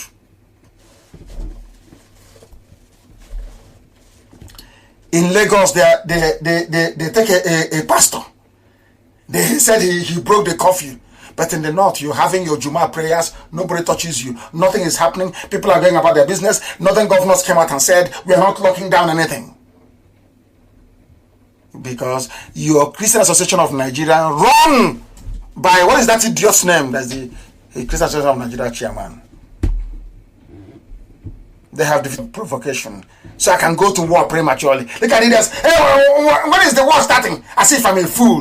You think I will go to war without being prepared? I will go to war and I will lose. Is that what you think? Nnamdi Kanu will lead his men to war and I will lose. Who told you that? Rubbish. You don't know who we are. Remember when I told you that on the eve of my parents' burial, I did a broadcast and I told the commissioner of police in Abia State, no, 2 days before, I told him that you will leave. That people have come to Abia State. They tried to do gara with IPOB and they left. If you have a white person listening with you, tell them what gara is. They are trying to do, he was trying to do, I'm the CP, IPOB must leave. I told the idiot, you're leaving very soon. And you know what happened today?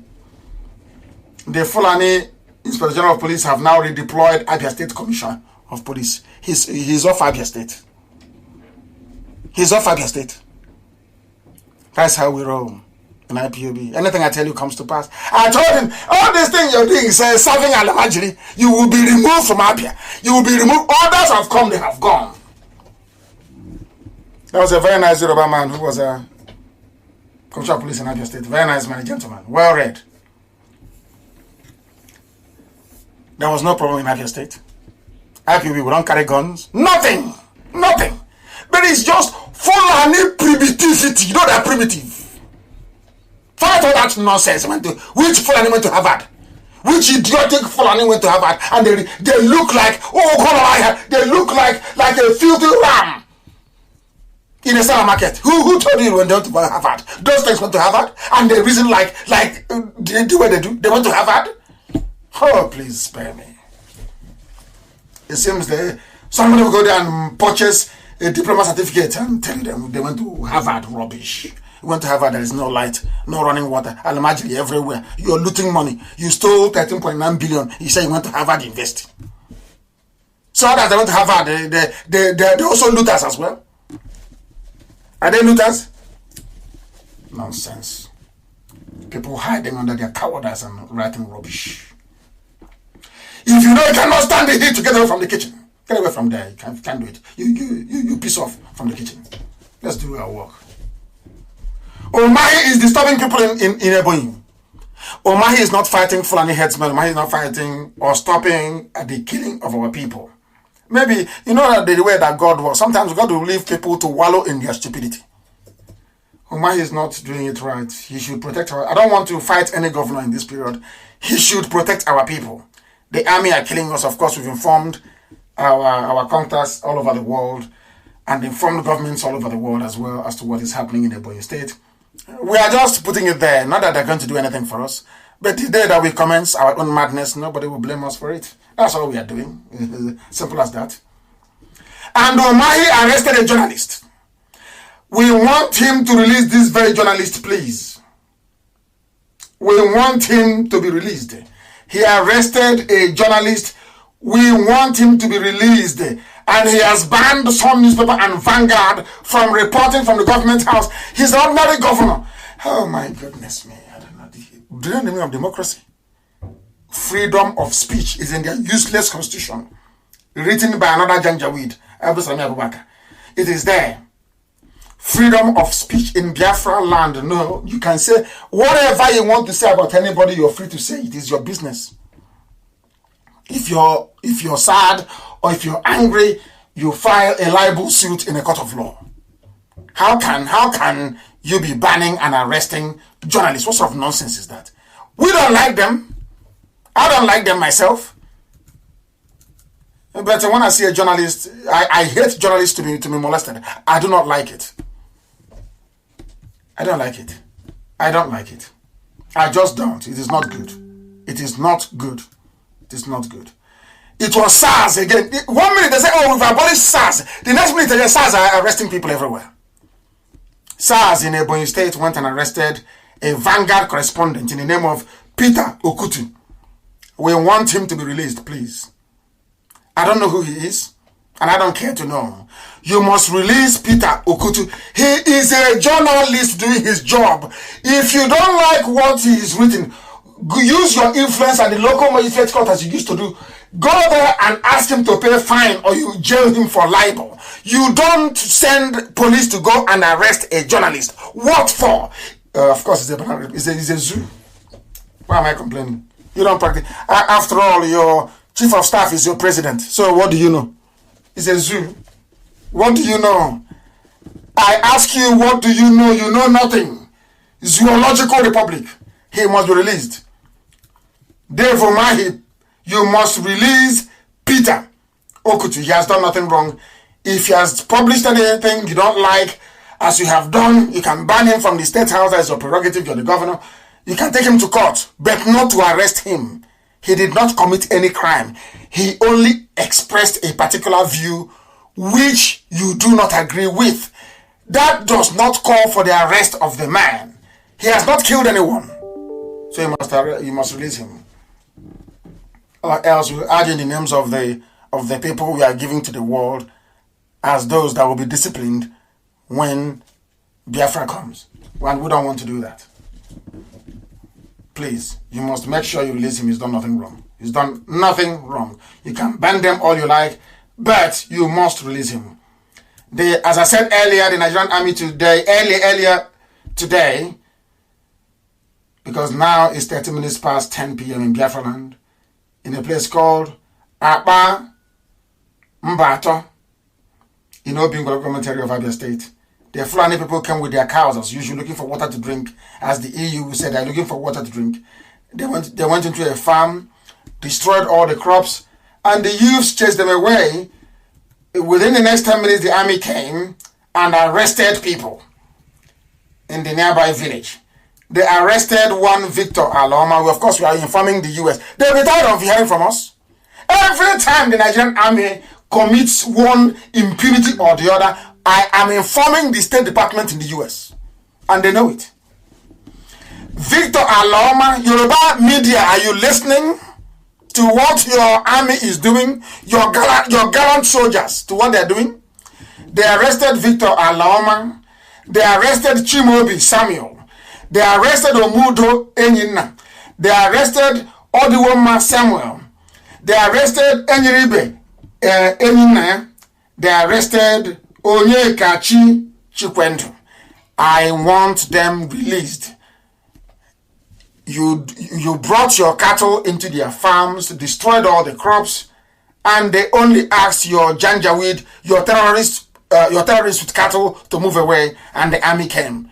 Tell me why the army will be coming to defend Mietiala all the time. Why would Nigerian army be coming to defend terrorists? Because you have no president. Because you have no vice president. The Janjaweed, the Fulani cabal is in control, and the zoo has fallen. And I'm glad that Hope Uzodinma saw sense in his stupidity and reversed the nonsense about him investing. Because he is the only thing keeping him in office is coronavirus. He's going with corona. As soon as corona is leaving, Hope Uzodinma is living with coronavirus. Or else he'll get it hot. Because he should not be there. He should not be there. Hope Uzodinma should not be there. He shouldn't be there at all. Shouldn't be there. Abba Kyari, governor of Imo State, Supreme Court governor.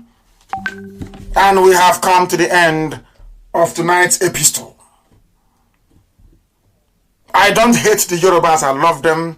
As I said, I have a blood cousin who is half Yoruba. I love them very much. My sisters are married to Yorubas. I love them very much, but I want them to change. Yoruba must be very brave. To confront the Fulani and defeat them, you must be brave. No compromise. Don't go to the back and take money from them and try to fight them in the front. They will not respect you. They won't respect you. They respect IPOB because they know we are incorruptible. Incorruptible! A few IPOB announcements to make. Our volunteer command must tell me within the next 2 months that we can now secure and maintain law and order within Biafran territories. I need that information, very, very important. And please, if you're coming from Kanu, do not travel to... You remain in Kanu, Kaduna and Zaria. Don't come to Biafra land, please. In Kanu, people are dying. If you're coming to Biafra land from Kanu, then I will know that they have sent you to infect our people. Please stay where you are. Stay where you are until this blows over. And our people must continue to maintain social distancing, high level of hygiene, please, I beg of you. Coronavirus is real. I don't know if the vaccine is going to work or not in the UK. They are fighting very hard, trying to do it. I better take vaccine from US, from the UK, than from China. Please, our people must try and remain safe. I thank you very much for listening this very evening. And as always, we have worshipped Elohim here, because everything that I've told you is the truth. The whole truth and nothing but the truth. That is why we say, unequivocally, without hesitation, without is where we worship. Because Elohim, is our God in heaven. From me, from here, it is good evening.